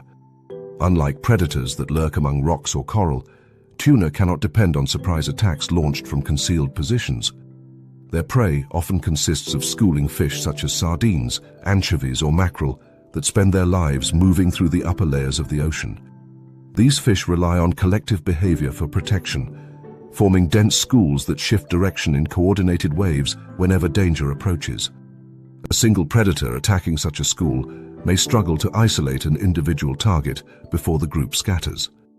Tuna respond to this challenge not by attempting to disrupt the school instantly, but by applying continuous pressure that gradually breaks down its organization. The hunt often begins when a group of tuna encounters a large school of baitfish drifting through the water column. At first, the prey may not even recognize the threat. The predators circle the school loosely, maintaining a distance that prevents immediate panic while allowing the tuna to assess the shape and movement of the group. Then the pressure begins. Individual tuna accelerate through the edges of the school, slicing between clusters of fish before veering away again. Each pass forces the baitfish to compress more tightly together, their defensive instinct urging them toward the perceived safety of the group's center. Yet this compression creates a paradox. The more tightly the fish gather, the easier it becomes for predators to strike multiple prey during a single pass. From above, the scene appears chaotic. The water churns with flashes of silver as thousands of small fish twist and scatter in every direction. Tuna dart through the mass at astonishing speed, their dark backs slicing across the surface as they turn sharply to begin another attack. Seabirds may gather overhead, diving into the turmoil to snatch fish forced toward the surface. To an observer witnessing the event for the first time, the hunt may seem like an uncontrolled frenzy. In reality, the apparent chaos masks a systematic process driven by the tuna's mastery of open water physics. Rather than focusing on a single prey animal, the predators target the structure of the school itself. Each high-speed pass disrupts the coordination that allows baitfish to move as a unified group. As the tuna continue attacking from different directions, the school's ability to maintain synchronized motion begins to degrade. The key to this strategy lies in endurance. Tuna possess one of the most remarkable circulatory systems among fish, allowing them to maintain elevated body temperatures compared to the surrounding water. This adaptation, known as regional endothermy, enables their muscles to function efficiently even in cooler waters where other fish might become sluggish. Warm muscles contract more rapidly and sustain higher activity levels, giving tuna the ability to maintain fast swimming speeds over extended periods. Within the body of a tuna, specialized networks of blood vessels act as heat exchangers. Warm blood leaving the muscles transfers heat to cooler blood returning from the gills, preventing valuable thermal energy from being lost to the surrounding water. This system allows tuna to retain heat generated by their own activity, effectively creating pockets of warmth within critical tissues such as the swimming muscles and brain. The result is a predator capable of maintaining performance levels that would exhaust many other fish. This endurance transforms the hunt into a prolonged contest of organization. The baitfish rely on synchronized movement to evade predators, but maintaining such coordination requires constant communication between individuals through visual cues and subtle changes in water pressure. When tuna repeatedly charge through the school, the fish must react instantly to avoid collision with both predators and each other. Over time, these rapid adjustments create fatigue and confusion within the group. As the school's cohesion weakens, individual fish begin to stray from the protective cluster. Some drift too close to the predators during sudden turns. Others hesitate for a fraction of a second while attempting to interpret conflicting signals from neighboring fish. Each small mistake becomes an opportunity for the tuna, which continue accelerating through the water with relentless momentum. The speed of these predators serves a dual purpose. On one level, it allows the tuna to intercept individual prey that momentarily breaks from the group. On another level, it sustains the atmosphere of panic that prevents the school from regaining its coordination. Fish trapped within the swirling mass must constantly adjust their direction to avoid both predators and fellow baitfish, and the resulting chaos amplifies the chances that individuals will become isolated. Unlike ambush predators that depend on a single decisive strike, tuna succeed through repetition. A single pass through the school may capture several prey items, but it also ensures that the remaining fish remain in a state of heightened stress. The predators circle back again and again, maintaining the pressure until the school's defensive structure collapses entirely. During these hunts, the tuna's body design becomes even more impressive. The narrow peduncle, the section of the body just before the tail, acts as a hinge that allows powerful tail beats without excessive sideways motion of the torso. This efficiency reduces energy loss and allows the fish to maintain high speeds for extended periods. The pectoral fins fold neatly into grooves along the body when maximum speed is required, minimizing drag and further streamlining the form. Inside the body, dense red muscle fibers power sustained swimming, while white muscle fibers provide bursts of acceleration during attacks.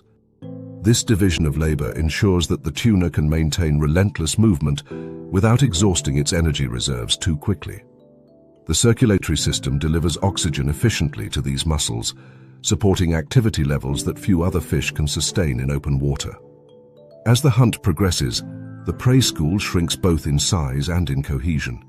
Seabirds circling above the water take advantage of the chaos, plunging into the surface to capture fish forced upward by the predators below.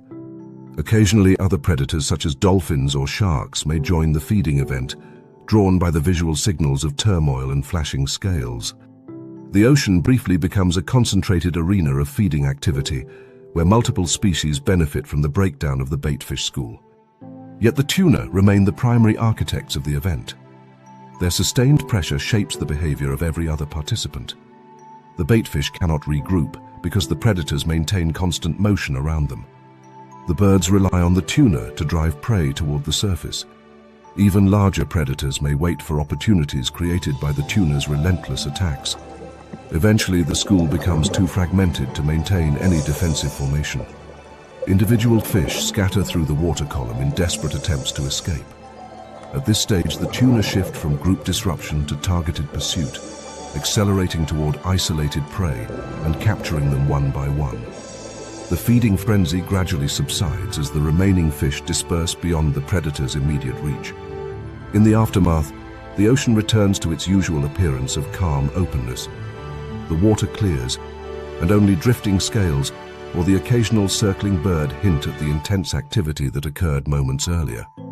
The tuna themselves continue moving through the blue expanse, their bodies designed for constant motion across enormous distances. This style of hunting illustrates a fundamental difference between predators that rely on ambush and those built for open water pursuit. Ambush hunters invest heavily in concealment and surprise, waiting patiently for prey to approach within striking distance. Tuna adopt the opposite philosophy. Rather than hiding, they dominate the open water through speed and endurance, transforming the absence of physical barriers into an advantage. Their strategy acknowledges that prey in the open ocean cannot easily be cornered in a single moment. Instead, the predators apply continuous pressure until the defensive organization of the prey collapses. Each high-speed pass chips away at the school's ability to function as a unified entity. Eventually, the system that once protected the fish becomes a source of confusion that accelerates their downfall. In the physics of open water, tuna demonstrate that speed alone is not enough. It is the combination of speed, endurance, and strategic pressure that allows these predators to turn the vast emptiness of the ocean into a hunting ground where even the most coordinated schools of fish struggle to survive. The ocean's deeper layers create an environment where familiar shapes and expectations no longer apply. Near the surface, fish often appear streamlined and symmetrical, their bodies refined by the demands of speed, maneuverability, and social coordination in bright water. In the depths, those rules begin to collapse. Light fades until color becomes meaningless, and the distance at which one animal can perceive another shrinks dramatically. Under these conditions, the elegant forms of shallow water give way to designs that appear strange or even grotesque to observers accustomed to coral reefs and tropical lagoons.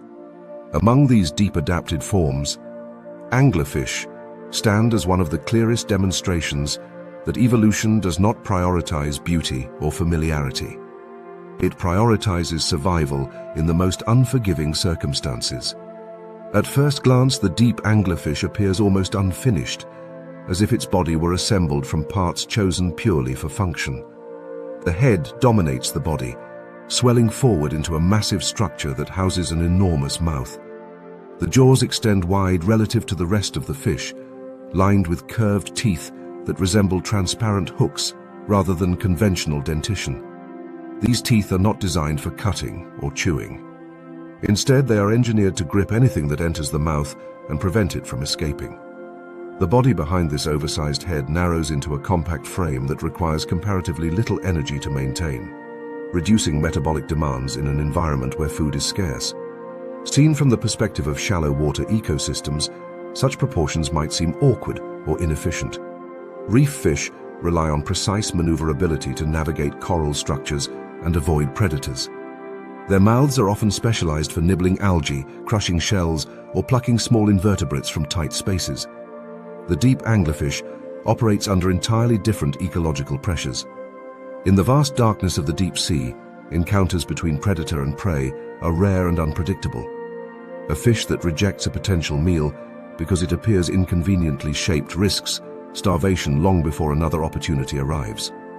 As a result, natural selection favors a design capable of capturing almost anything that comes within reach. This design begins with the mouth itself. When the jaws open, the gape expands into a cavernous chamber capable of engulfing prey that approaches the anglerfish's own size. The bones supporting the jaw are loosely connected, allowing them to spread outward when necessary. Ligaments stretch to accommodate large objects, and the interior of the mouth forms a flexible container that can adapt to irregular shapes. The teeth curve inward like rows of needles angled toward the throat, ensuring that once prey enters the mouth, retreat becomes extremely difficult. Any attempt to escape simply drives the victim deeper into the trap. Yet the anglerfish does not rely solely on mechanical advantage. Its hunting strategy begins long before the mouth opens. In the deep sea, darkness limits visibility to a range measured in only a few body lengths. Under these conditions, predators must solve a fundamental problem: how to attract prey close enough to strike without revealing themselves as a threat. The anglerfish addresses this challenge with one of the most remarkable adaptations found anywhere in the animal kingdom. Extending from the top of the head is a slender structure resembling a fishing rod, a modified dorsal spine known as the elysium. At its tip sits a specialized organ called the esker, which contains colonies of symbiotic bacteria capable of producing light through bioluminescence. This light glows softly in the surrounding darkness, creating a small but unmistakable signal in an environment where almost any illumination attracts attention. For small fish and invertebrates drifting through the water column, the glowing lure appears as a promising source of food or curiosity. The anglerfish, meanwhile, remains motionless beneath the faint halo of light. Bioluminescence functions in the deep ocean as a universal language. Many organisms produce light to communicate, defend themselves, or locate prey. Some emit brief flashes to startle attackers. Others generate continuous glows that blend with the faint light filtering down from above, rendering their silhouettes invisible when viewed from below. In the case of the anglerfish, the glowing lure transforms the predator into an irresistible beacon. The light flickers or sways as the fish subtly adjusts the elysium, mimicking the movements of a small living creature. The effect on passing animals is powerful. In a landscape where food may drift by only occasionally, even cautious organisms find it difficult to ignore such a signal. Small fish approach slowly, their eyes adapted to detect faint glimmers in the darkness. Crustaceans creep closer, drawn by the possibility of a meal. The anglerfish remains perfectly still, conserving energy while allowing curiosity and hunger to bring prey within striking distance. When the moment arrives, the transition from stillness to violence is instantaneous. The jaws open with explosive speed, and the mouth cavity expands dramatically. Water rushes inward as the pressure difference pulls the prey toward the predator. In the deep sea, suction feeding operates as a powerful physical mechanism that can capture prey before it has time to react. The approaching animal is swept into the expanding mouth along with the surrounding water, vanishing between rows of curved teeth. Once captured, the prey encounters a second layer of anatomical innovation. The anglerfish's stomach is capable of expanding far beyond its resting size. The walls contain folds of elastic tissue that stretch as the stomach fills, allowing the fish to consume prey that would appear absurdly large relative to its own body. This adaptation reflects a fundamental truth of deep ocean life. Meals are unpredictable. A predator cannot afford to ignore a large prey item simply because it seems inconvenient. Instead, the digestive system must be capable of processing whatever opportunity appears. The capacity to swallow prey of similar or even greater size carries obvious risks. A fish attempting to ingest an object too large to manage might become vulnerable to predators or suffer internal injury. Yet evolution has favored individuals capable of stretching these limits because the reward outweighs the danger. A single successful capture may sustain the predator for extended periods, providing energy that must last until the next rare encounter occurs. In many cases, the prey swallowed by an anglerfish continues to struggle within the stomach for some time before digestion begins to overcome resistance. The predator's body must therefore tolerate the presence of active prey while gradually breaking it down through powerful digestive enzymes. The process may take hours or longer, during which the anglerfish returns to its motionless posture, conserving energy while the meal is slowly converted into usable nutrients. The broader ecosystem surrounding the anglerfish reveals how such strategies shape the structure of deep ocean communities. Small fish and invertebrates drifting through the water column are constantly evaluating potential food sources while attempting to avoid predators. The presence of glowing lures adds another layer of complexity to these decisions. Animals that approach every light risk becoming meals themselves, while those that ignore too many signals may starve in an environment where genuine opportunities are scarce. This balance creates a subtle evolutionary pressure that influences sensory perception. Many deep-sea animals develop large eyes capable of detecting faint bioluminescent signals, yet they must also learn to interpret the patterns of light they encounter. Some organisms become adept at distinguishing between the steady glow of a lure and the irregular flashes produced by other creatures.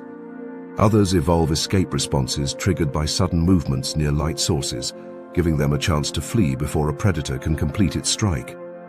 The anglerfish participates in this complex web, not only as a predator, but also as part of the ecosystem's broader energy flow. By consuming animals that feed on drifting organic matter, it indirectly transfers nutrients upward through the food web when larger predators eventually consume the anglerfish itself. Even the bacteria that generate the lure's light depend on the host fish for shelter and chemical resources, forming a symbiotic relationship that benefits both organisms. The fish gains a reliable source of illumination, while the bacteria receive a stable environment in which to thrive.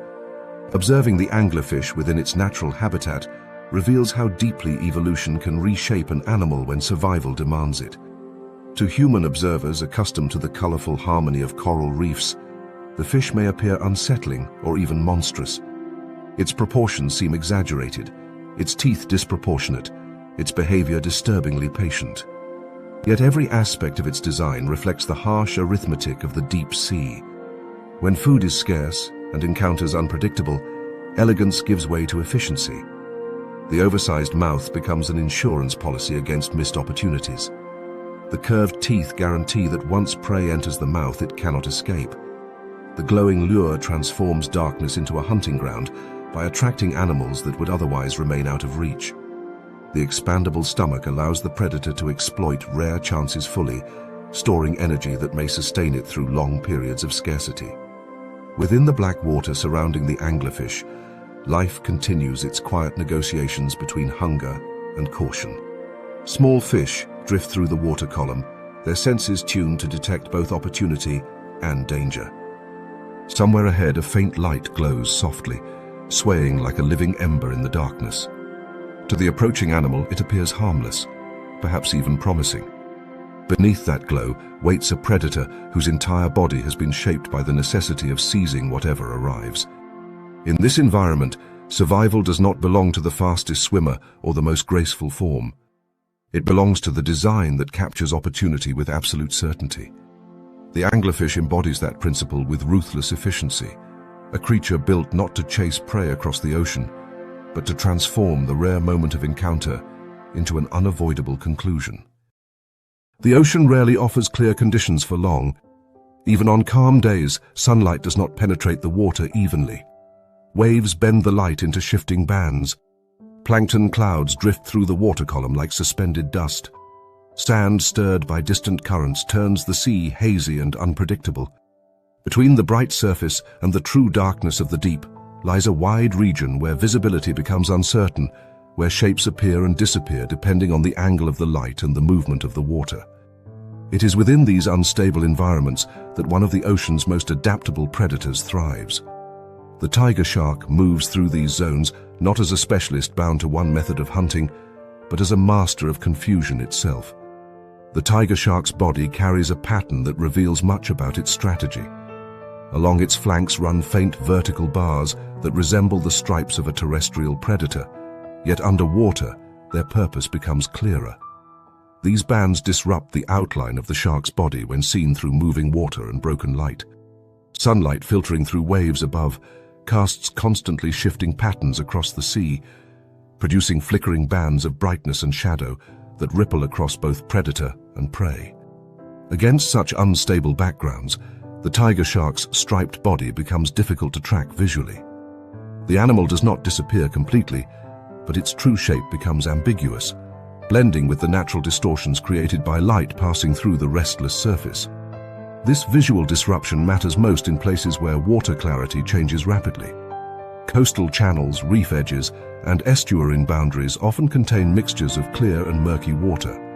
Sediment drifting from shorelines clouds the lower layers while brighter surface light continues to penetrate from above. These environments produce pockets of partial visibility where outlines are blurred and depth perception becomes unreliable.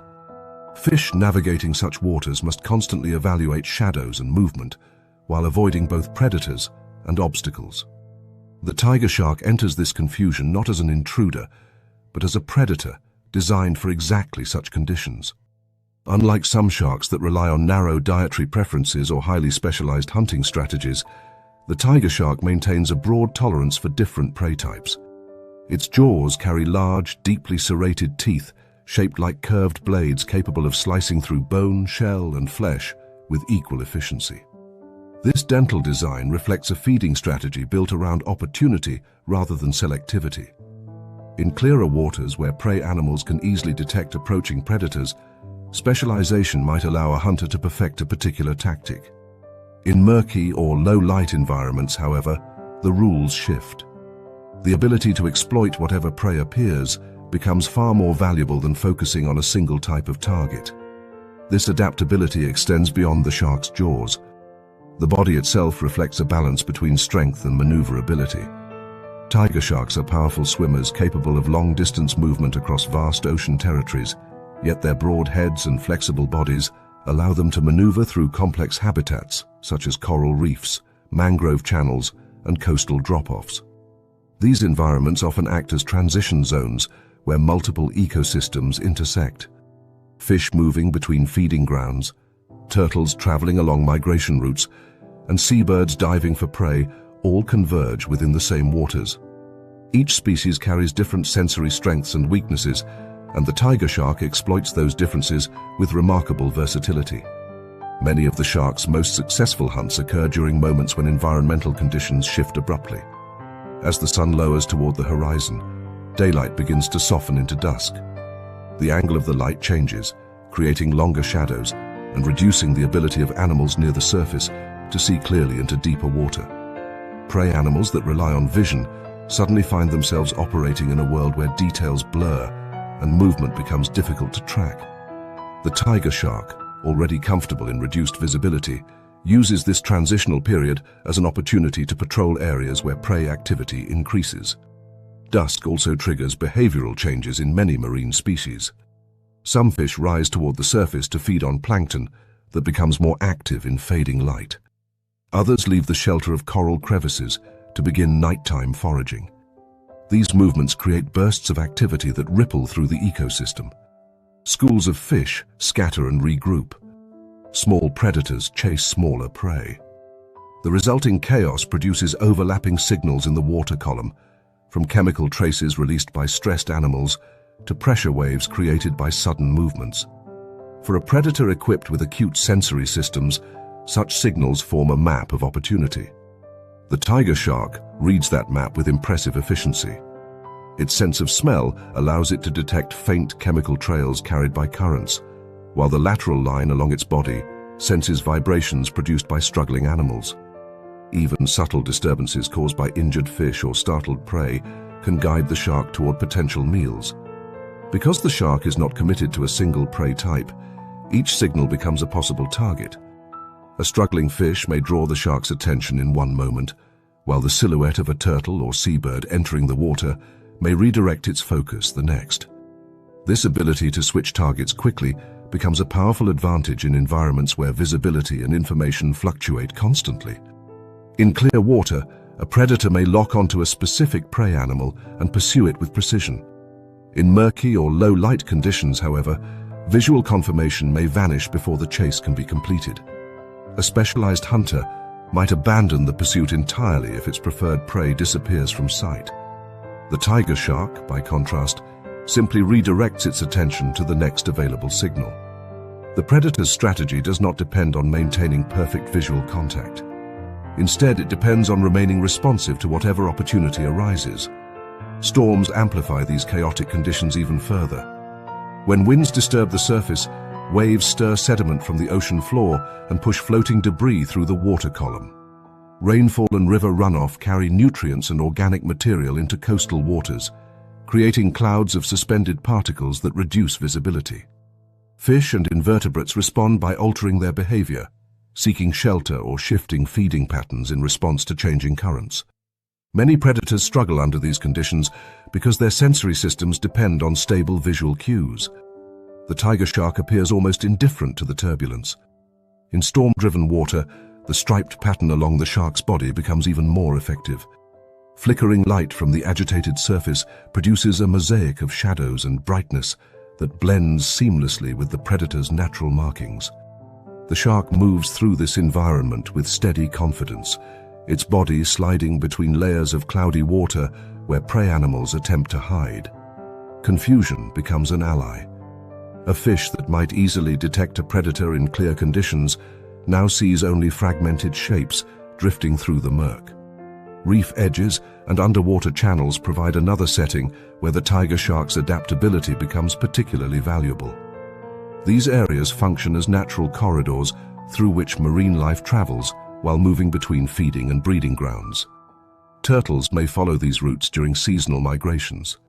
Fish schools may pass through them while shifting between shallow reefs and deeper waters. Even marine mammals occasionally traverse such channels while hunting or traveling along coastlines. Each movement adds to the flow of biological traffic, creating moments when multiple species converge in relatively narrow stretches of ocean. The tiger shark does not attempt to control these flows or specialize in hunting one type of traveler. Instead, it patrols the corridors patiently, responding to whichever signal proves most promising. The predator may approach a school of fish one moment, then veer toward a turtle silhouette drifting near the surface. If the turtle escapes into deeper water, the shark does not persist in a futile chase. Instead, it resumes scanning the environment for new vibrations or chemical traces carried by the current. This flexibility is supported by a digestive system capable of processing an extraordinary range of prey. Studies of tiger shark stomach contents reveal an astonishing variety of materials, from fish and seabirds to turtles and marine mammals. Occasionally, objects unrelated to food appear as well, suggesting that the shark's opportunistic feeding behavior sometimes leads it to investigate unfamiliar items drifting through the water. While such curiosity might seem indiscriminate, it reflects a survival strategy rooted in the unpredictability of the marine environment. When prey encounters are uncertain, exploring potential food sources can increase the chances of obtaining necessary energy. The ecological consequences of this strategy ripple through the broader ecosystem. By consuming a wide range of prey species, tiger sharks influence the distribution and behavior of animals across multiple habitats. Turtles adjust their movements in areas where sharks are common, often avoiding open channels during peak hunting periods. Fish schools alter their patterns when predators patrol nearby reefs. Even scavenger species benefit indirectly from the tiger shark's feeding habits, as partially consumed prey may provide food for smaller animals that gather in the aftermath of a kill. The predator itself continues moving through these shifting landscapes, guided by a combination of instinct and sensory input. Unlike hunters that depend on narrow ecological niches, the tiger shark occupies a role defined by versatility. It does not require perfect conditions to succeed. Murky water, dim light, and unpredictable prey behavior all become tools rather than obstacles. Within the vast ocean, information is often incomplete. Visibility changes, currents distort chemical trails, and prey animals behave unpredictably as they navigate their own survival challenges. In such circumstances, a predator that demands perfect clarity will struggle. The tiger shark, however, thrives precisely because it accepts uncertainty. It does not wait for the environment to become orderly. Instead, it moves through confusion with the expectation that opportunity will emerge somewhere within the chaos. As dusk deepens and the last light fades from the surface, the water grows darker and quieter. Fish retreat toward shelter or drift upward in search of nighttime feeding grounds. Currents carry faint chemical signals through the channels and along the reef edges. Somewhere within that dim water, a tiger shark patrols steadily, its striped body dissolving into the moving patterns of light and shadow. The predator does not need to know exactly what prey lies ahead. It only needs to remain ready for whatever appears next. In an ocean defined by uncertainty, adaptability becomes the most reliable weapon. The tiger shark embodies that principle with quiet efficiency, proving that in environments where information is scarce, the predator that can change its plan in an instant often holds the greatest advantage. Far below the bright turbulence of the ocean surface lies a landscape where energy moves slowly and unpredictably. In these deeper waters, life is governed less by constant hunting and more by patience, opportunism, and the careful recycling of whatever resources happen to arrive. Unlike coastal reefs or sunlit shallows where food may appear frequently, the deeper seafloor operates on a different rhythm. Here, nutrients often descend from distant ecosystems above in the form of drifting organic matter, fragments of dead organisms, or the occasional fallen carcass that sinks through the water column like a silent gift from another world. When such events occur, entire communities of animals respond quickly, converging on the opportunity before it disappears. Among the most reliable participants in this quiet but relentless economy are crabs. At first glance, the seafloor might appear still and lifeless, a broad expanse of sediment stretching toward darkness. Yet hidden within this apparent emptiness are countless small movements. Crabs move slowly across the substrate, their bodies designed for stability and efficiency rather than speed. The broad carapace shields the soft tissues beneath, while the jointed legs allow them to navigate uneven terrain with careful precision. Their sideways gait, often considered unusual among animals that move primarily forward, reflects the orientation of their legs and the mechanical advantages it provides when maneuvering across irregular surfaces. The anatomy of a crab reveals its role within this ecosystem almost immediately. At the front of the body extend a pair of claws known as chelae, which function as both tools and weapons. Each claw operates through a system of muscles and levers capable of producing considerable force relative to the animal's size. These claws are not merely instruments of aggression. They represent versatile devices that allow crabs to grasp, tear, crush, and manipulate a wide variety of materials encountered on the seafloor. In environments where food arrives irregularly, such versatility becomes essential. A crab cannot afford to specialize exclusively in one type of prey because the next opportunity might involve something entirely different. A dead fish drifting down from the upper ocean presents a different challenge than a fragment of shell or the body of a small worm uncovered in the sediment. The crab's claws allow it to process whatever material becomes available, turning potential waste into nourishment. The deeper ocean therefore supports a community built around the principle of scavenging. Unlike predators that pursue live prey actively, many crabs spend much of their time searching the sea floor for signs of recently arrived organic material. Chemical signals drifting through the water play a crucial role in this process. When a carcass begins to decompose, it releases a plume of scent molecules that spread outward through the currents. Crabs possess sensitive chemoreceptors located on their antennae and mouthparts that allow them to detect these signals even when the source remains hidden beyond the horizon of their vision. Once a crab detects such a chemical trail, it begins moving deliberately toward the source. The journey may take considerable time, particularly if the scent originates from a large carcass lying some distance away. Yet the crab's patience reflects the realities of the deep-sea economy. Opportunities may be rare, but when they appear, they often attract many participants simultaneously. As the crab approaches the source of the scent, other scavengers begin to appear. Amphipods swarm through the water like drifting flakes of snow. Small fish circle cautiously above the seafloor. And from multiple directions, additional crabs converge on the same location, each guided by the same chemical signal. What begins as a solitary search becomes a gathering of animals drawn by the promise of food. When the source of the scent finally emerges from the darkness, the scene can transform rapidly. A carcass resting on the seafloor becomes the center of a sudden feeding event. Crabs climb over one another, their claws tearing into the soft tissues of the fallen animal. Each individual attempts to secure a portion before the resource disappears. The process may appear chaotic, yet it follows an underlying logic shaped by the ecological pressures of the environment. Numbers become an advantage in this context. A single crab might struggle to penetrate the tougher portions of a carcass, but a group working simultaneously can break down even large animals with remarkable efficiency. One crab grips a fragment of flesh and pulls backward, while another crushes bone or shell with its claw. Pieces that break free drift across the sediment, where smaller scavengers quickly seize them. The claws themselves serve multiple roles during such feeding events.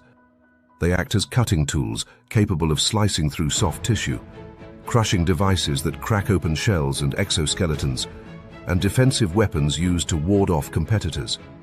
When two crabs reach for the same piece of food, brief confrontations may occur as each attempts to claim the prize. These interactions rarely escalate into prolonged fights, because the abundance of food during a carcass fall reduces the incentive for extended conflict. Once the initial feeding frenzy subsides, the work of recycling continues at a slower pace. Crabs remain near the carcass, returning repeatedly to remove additional fragments as decomposition progresses. Over time, the larger pieces of tissue vanish, leaving behind bones, cartilage, and other structural elements that resist rapid decay. Even these remnants eventually become targets for organisms capable of extracting the last remaining nutrients. The role of crabs in this process extends beyond immediate feeding. By tearing apart carcasses and redistributing fragments across the sediment, they accelerate the breakdown of organic material and expose it to other scavengers and microorganisms. Bacteria colonize the surfaces of bones and tissues, initiating chemical reactions that convert complex molecules into simpler compounds.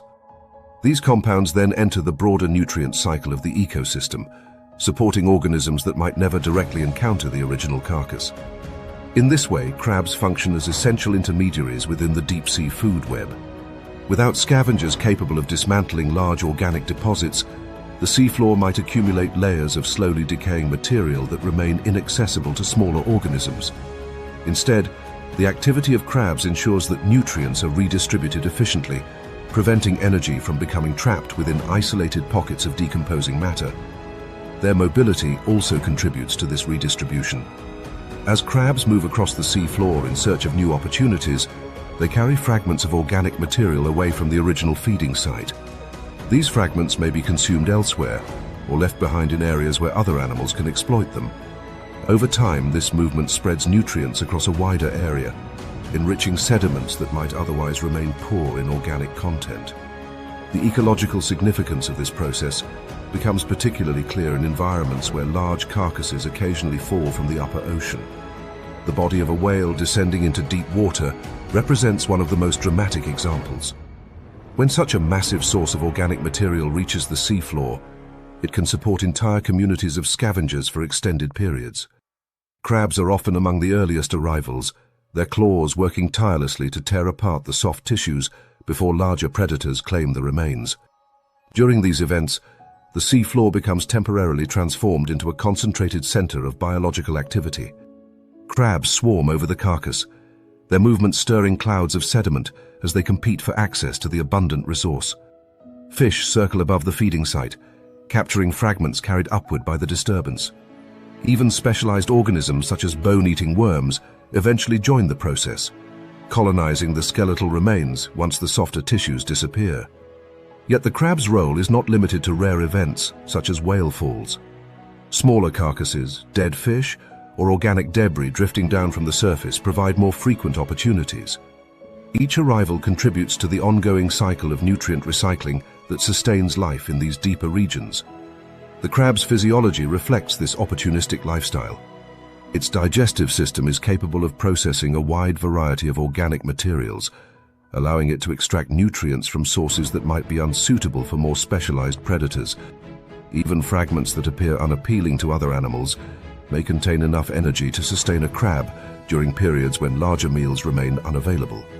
Meanwhile, the protective carapace shields the crab from many predators that roam the sea floor. While not invulnerable, the hardened shell provides sufficient defense to allow the animal to focus on feeding rather than constant evasion. When threatened, the crab raises its claws in a defensive posture, presenting a pair of formidable tools that discourage casual attacks. Within the broader ecosystem, crabs represent an essential component of the deep-sea economy. They convert the unpredictable arrival of organic matter into a continuous flow of nutrients that supports countless other organisms. Their scavenging behavior prevents the seafloor from becoming a repository of wasted energy, instead transforming each fallen body into a cascade of biological activity.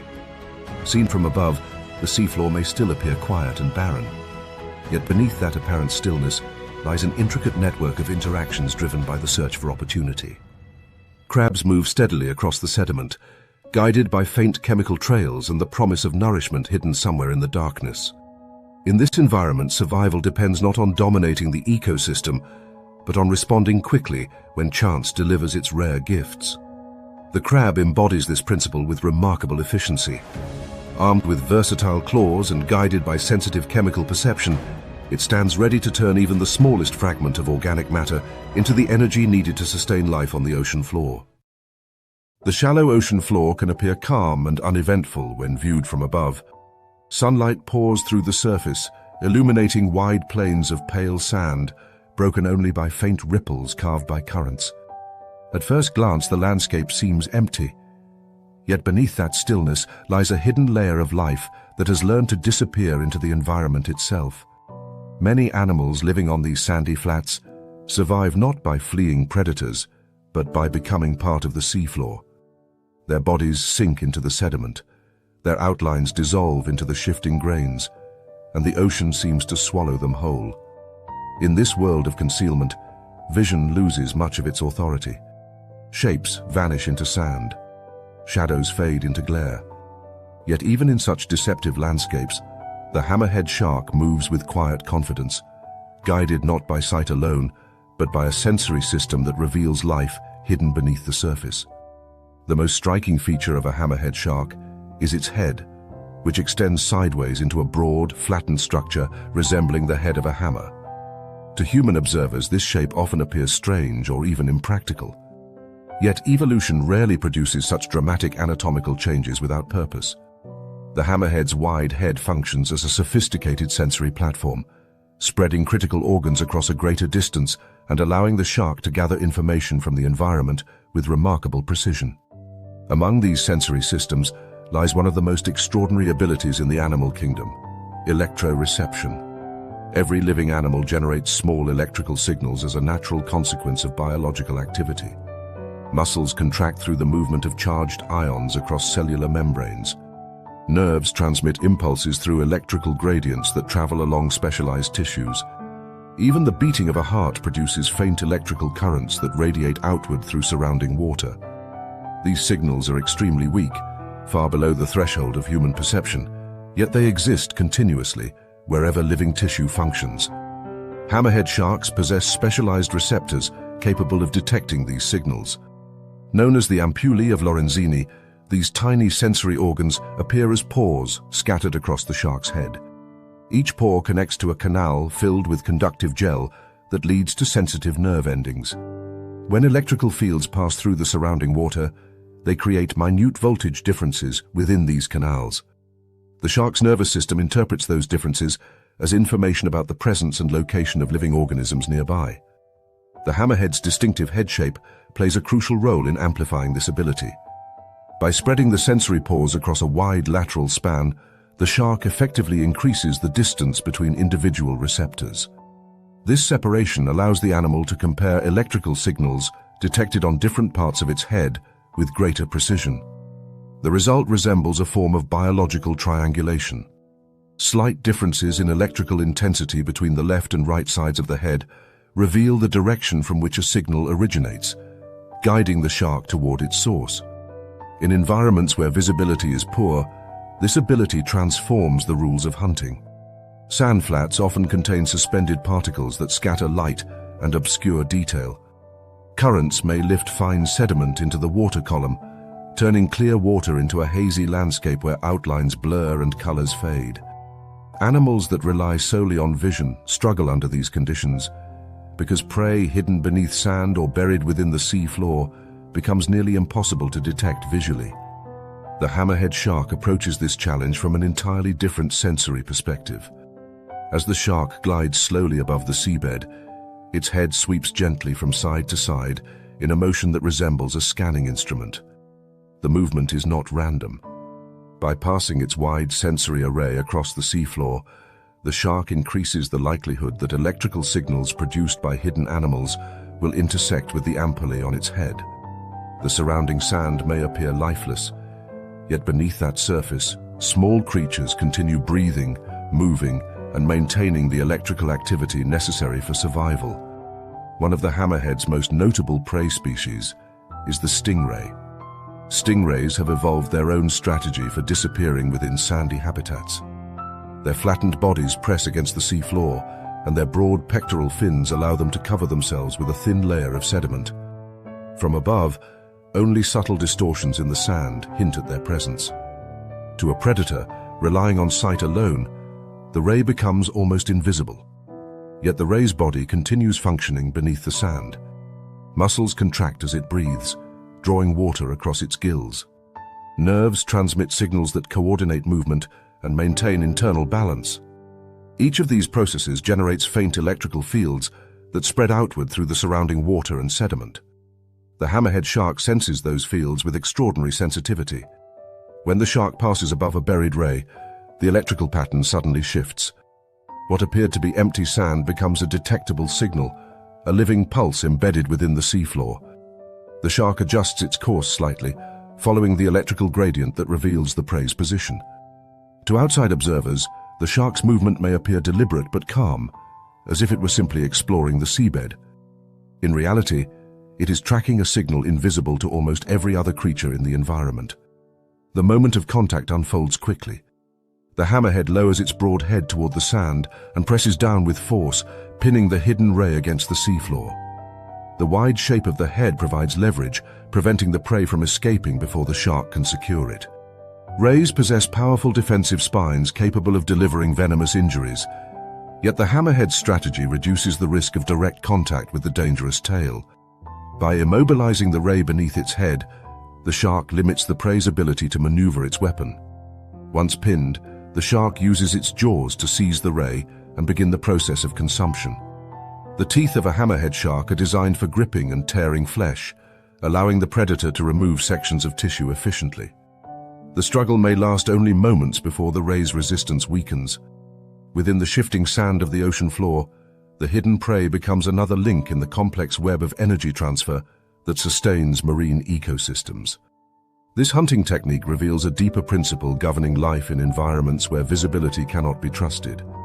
Animals that rely exclusively on visual camouflage assume that predators will search for shapes or movement. Electroreception bypasses that assumption entirely. A buried animal may hide its outline perfectly, yet it cannot stop producing the electrical signals required for life. The hammerhead shark hunts not by identifying shapes, but by detecting living processes themselves. This approach proves especially effective in regions where environmental conditions change rapidly. Sand flats near coastlines experience constant disturbance from waves and tides. Sediment shifts daily, reshaping the landscape and altering the positions where animals bury themselves. Visibility fluctuates depending on currents, storms, and biological activity. Under such conditions, visual information becomes unreliable, yet electrical signals remain consistent indicators of life. The hammerhead's electroreception therefore provides a form of sensory certainty in an otherwise ambiguous world.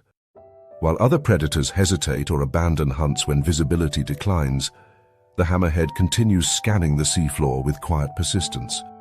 The environment may hide shapes and colors, but it cannot hide the electrical traces of living organisms. Beyond stingrays, this ability allows hammerhead sharks to locate a variety of prey concealed within the sediment. Flatfish resting on the seabed, small sharks buried beneath sand, and crustaceans hiding within shallow depressions all produce electrical signals detectable by the predator. Each successful detection reinforces the hammerhead's role as a hunter, capable of uncovering animals that other predators might overlook. The ecological consequences of this strategy ripple across the sandy ecosystems where hammerheads patrol. Stingrays and other buried species must balance the need for concealment with the reality that their electrical signatures remain exposed. Some rays attempt to reduce their detectability by remaining perfectly still, minimizing muscular activity that might increase electrical output. Others bury themselves more deeply within the sediment, hoping to weaken the signals reaching the water above. Yet even these adjustments cannot eliminate the fundamental electrical nature of living tissue. As a result, hammerhead sharks become specialized hunters of the invisible. Predators whose sensory world operates on principles unfamiliar to many other marine animals. Their wide heads glide above the sand like scanning platforms, collecting faint signals that betray hidden life below. Each sweep of the head represents a search for patterns within the electrical noise of the environment. From the perspective of the ecosystem, this method of hunting helps regulate populations of animals that might otherwise dominate sandy habitats.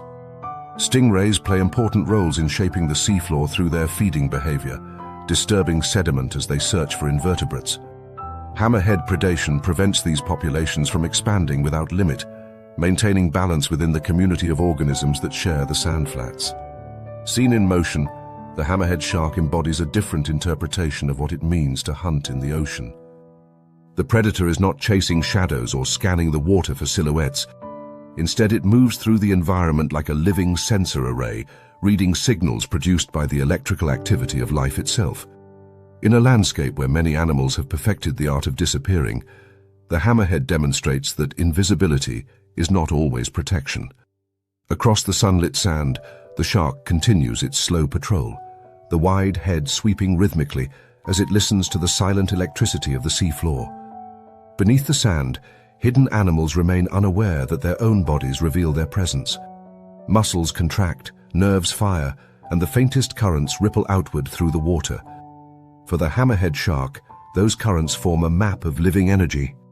In that map, no buried creature remains truly hidden. The ocean floor after sunset becomes a different world. In coastal waters where reefs fade into sand and rock, daylight predators retreat into crevices while others emerge to exploit the quiet hours of darkness. Vision loses its dominance in this environment. Even in relatively shallow seas, light fades rapidly after dusk, and the seafloor becomes a place governed less by sight and more by chemistry, vibration, and tactile sensation. In this dim landscape, armored figures begin to move from their shelters, extending long antennae forward like sensing wires probing the darkness ahead. Among the most iconic of these nocturnal hunters are lobsters, animals whose anatomy and behavior reveal a life shaped by night, caution, and the delicate balance between strength and vulnerability. A lobster resting within a crevice during daylight appears almost immovable, its thick shell forming a protective suit of armor reinforced by hardened plates and spines. The segmented abdomen flexes beneath the carapace, while large claws remain folded close to the body. During the day, this armor functions as a fortress. Many predators roaming the reef prefer softer prey that can be swallowed quickly rather than attempting to crack open a lobster's reinforced exterior. Remaining hidden within rock shelters further reduces the chances of detection. Yet as darkness spreads across the sea floor, the lobster begins to change posture. Slowly, it extends its antennae outward, each long filament sweeping the surrounding water in broad arcs. These antennae serve as sensitive detectors capable of sensing faint chemical traces carried by currents. Where human perception might encounter only empty water, the lobster experiences a complex map of information embedded in scent molecules drifting through the sea. Chemoreception becomes the lobster's primary guide during these nightly journeys. Small particles released by living organisms, fragments of decaying tissue, and subtle chemical signals left by other animals create invisible trails that reveal the presence of food or danger. Lobsters interpret these signals with remarkable precision, allowing them to move toward promising scents while avoiding areas where predators might be nearby. Once the lobster leaves its shelter, the seafloor becomes a field of exploration. The animal moves with deliberate caution, its legs stepping across sediment, while the tail remains slightly curled beneath the body. Each movement is controlled and measured, minimizing unnecessary noise that might attract unwanted attention. While lobsters possess powerful claws capable of crushing prey or defending against attackers, survival often depends on avoiding confrontation altogether. These claws themselves reveal a sophisticated division of labor. In many species, one claw becomes specialized for crushing, while the other develops into a cutting instrument.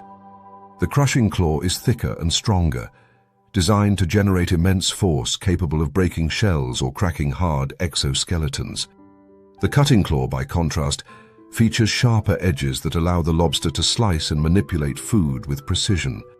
Such versatility reflects the lobster's role as an opportunistic predator and scavenger. During nocturnal excursions, the animal may encounter a wide variety of potential meals. A small snail crawling across the sediment presents one opportunity. A dead fish drifting down from the water column offers another. Worms hidden beneath the substrate or small crustaceans moving among rocks also form part of the lobster's diet. Rather than specializing exclusively in one prey type, lobsters rely on adaptability to exploit whatever resources the night provides. The antennae continue to sweep through the water as the lobster advances. Each flick of these sensory structures gathers information about chemical gradients within the surrounding environment. When a promising scent strengthens, the lobster alters its direction slightly, moving upstream along the invisible trail. Over time, the signals grow stronger, guiding the animal toward the source. Occasionally, the journey leads to a feeding opportunity that attracts multiple participants. Several lobsters may converge on the same scent plume, arriving independently, yet guided by identical chemical cues. In such situations, competition becomes inevitable. The animals raise their claws defensively, testing one another's resolve through brief displays of strength. Although serious combat can occur, many encounters resolve through posturing, with one lobster yielding the contested territory and searching elsewhere for food. Despite their formidable appearance, lobsters face numerous threats within the marine ecosystem. Octopuses, large fish, and certain sharks possess the ability to overcome the lobster's armor through specialized hunting strategies. To counter these dangers, lobsters rely not only on their claws, but also on rapid escape behavior. When startled, a lobster can snap its abdomen downward in a powerful contraction, propelling itself backward through the water with surprising speed. This tail flip escape response allows the animal to retreat quickly toward shelter when a predator approaches. Yet perhaps the greatest vulnerability in a lobster's life does not come from external predators, but from the animal's own growth process. Like all crustaceans, lobsters possess an exoskeleton that cannot expand indefinitely. As the lobster grows larger, the rigid shell eventually becomes too small to accommodate the increasing body size. At this point, the animal must undergo a process known as molting, shedding its old exoskeleton and forming a new one. The molting process represents one of the most dangerous moments in a lobster's life. Before shedding the old shell, the lobster absorbs minerals from the existing exoskeleton and stores them internally. Then the old shell splits along predetermined lines, allowing the animal to slowly withdraw its body from the rigid casing. What emerges is a lobster covered not by hardened armor, but by a soft, flexible new shell that has not yet fully hardened. During this stage, the lobster becomes extraordinarily vulnerable. The claws remain functional, but the body itself lacks the rigid protection normally provided by the exoskeleton. Even relatively small predators capable of piercing soft tissue suddenly become serious threats. For this reason, molting lobsters often retreat deep within crevices or burrows, remaining hidden until the new shell hardens sufficiently to restore their protective armor. The transformation itself unfolds gradually. After emerging from the old shell, the lobster begins absorbing water into its tissues, expanding the new exoskeleton before it hardens completely. This expansion allows the animal to increase its body size with each molt, accommodating future growth until the next shedding cycle becomes necessary. Over time, minerals redeposit within the shell, restoring its rigid structure and defensive strength. While molting allows growth to occur, it also creates a recurring period of weakness that predators may exploit. A lobster caught in the open during this vulnerable phase has little ability to resist attack. In these moments, the balance between strength and survival becomes painfully clear. The same animal that normally resembles a walking fortress becomes, temporarily, one of the most defenseless creatures on the seafloor. Nighttime behavior helps mitigate some of this risk. By conducting most of their foraging under cover of darkness, lobsters reduce the likelihood of encountering visually oriented predators that rely on daylight to locate prey. Their antennae provide information even when visibility remains extremely limited, allowing them to navigate safely through environments that might confuse animals dependent on sight alone. This reliance on chemical sensing illustrates a broader principle governing life in darker regions of the ocean. As light fades, animals evolve alternative sensory systems capable of detecting information through other physical signals. Lobsters represent an elegant example of this adaptation. Their antennae and chemoreceptors transform the surrounding water into a field of detectable cues, revealing patterns invisible to human observers. In ecological terms, lobsters occupy a complex position within marine communities. They function simultaneously as predators of smaller organisms and as prey for larger hunters. By consuming snails, worms, and other invertebrates, lobsters influence the structure of benthic ecosystems, preventing certain populations from expanding unchecked. At the same time, their own presence supports predators capable of overcoming their defenses.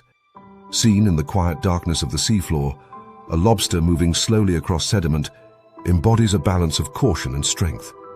Its antennae sweep forward like delicate instruments, scanning an invisible landscape of chemical signals.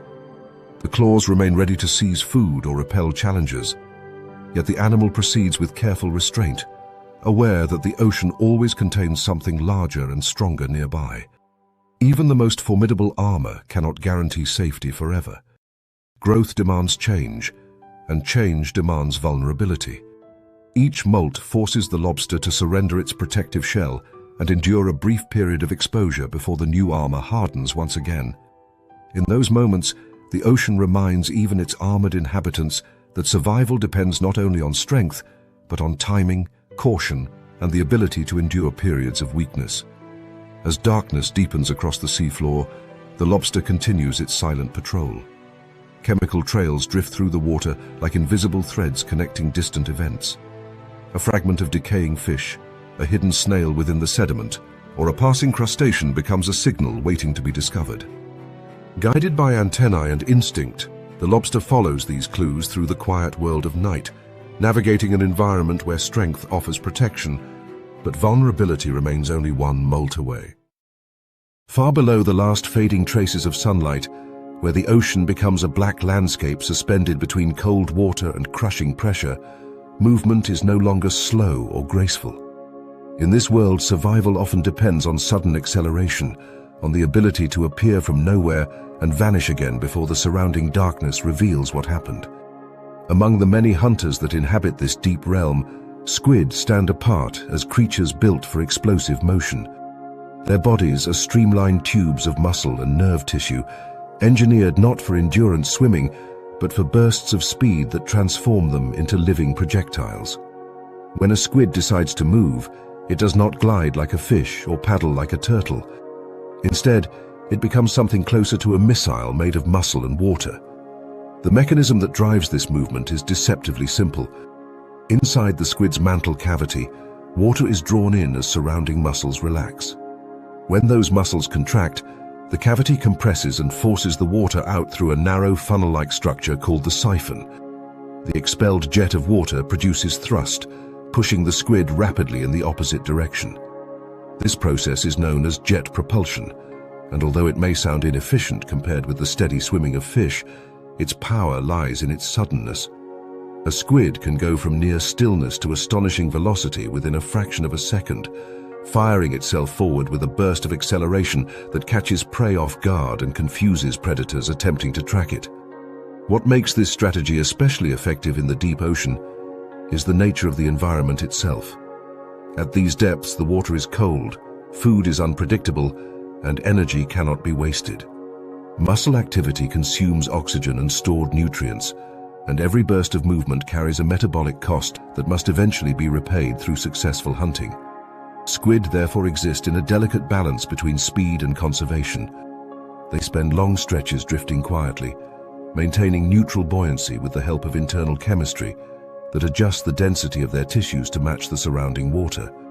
This ability allows them to hover in the water column without constant swimming, saving precious energy until the moment arrives when a rapid strike becomes necessary.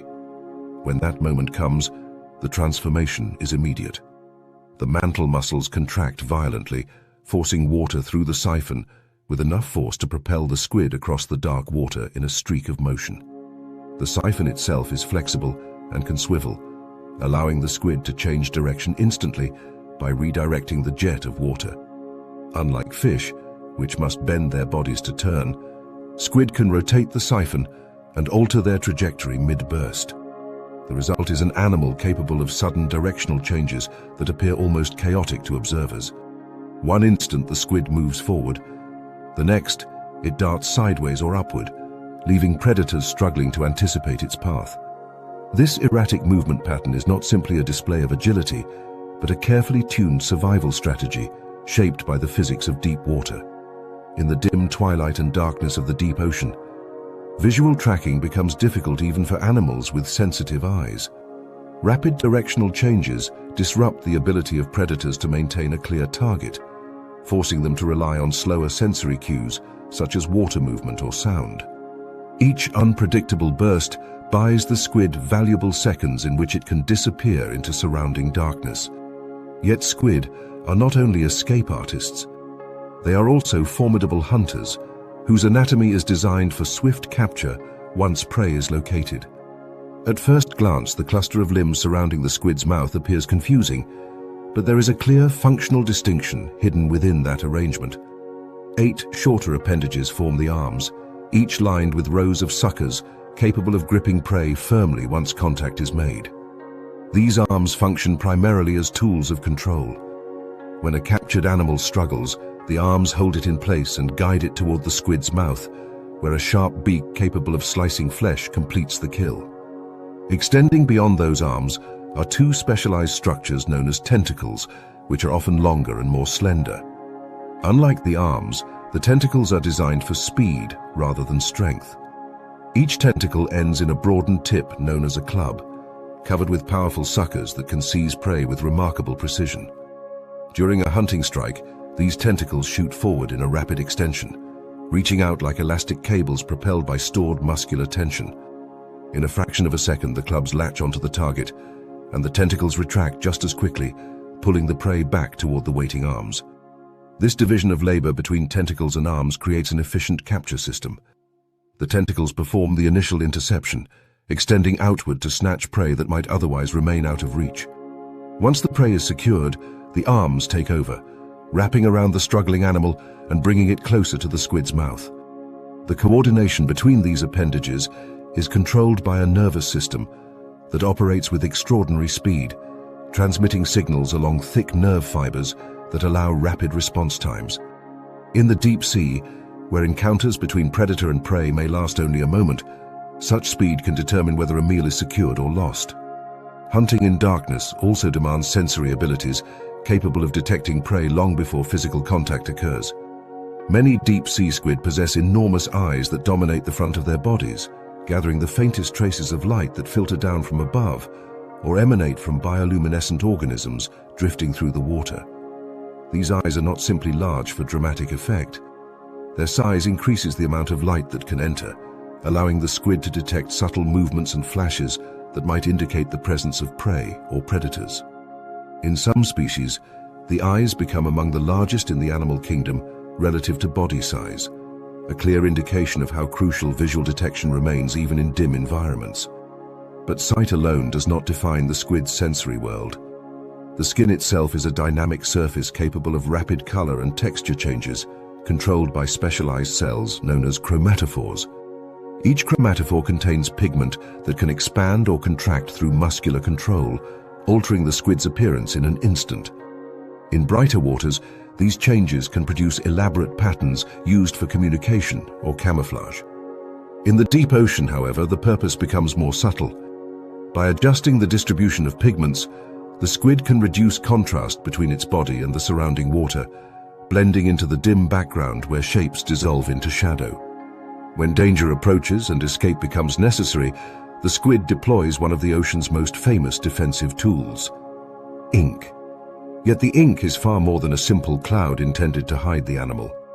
In the complex sensory environment of the ocean, ink acts as a form of misdirection that disrupts the predator's perception. When expelled, the ink mixes with mucus to form dense, drifting masses that resemble the approximate size and shape of the squid itself. These decoys can momentarily confuse predators that rely on visual or chemical cues, creating multiple targets where only one living animal exists. At the same time, the squid fires its jet propulsion system and changes direction, leaving the predator to attack a cloud of ink that contains no flesh. The maneuver is not merely concealment, but deception, exploiting the predator's sensory assumptions. For an instant, the hunter believes it has located the prey, only to discover that the target dissolves into dark fluid. In the deep ocean, where every second counts and mistakes carry consequences, such confusion can mean the difference between capture and escape. The squid's body shape contributes further to this strategy of vanishing into low-contrast water. Unlike bulky animals that cast clear silhouettes, the squid's tapered form allows it to align with water currents and reduce visual cues that might reveal its presence.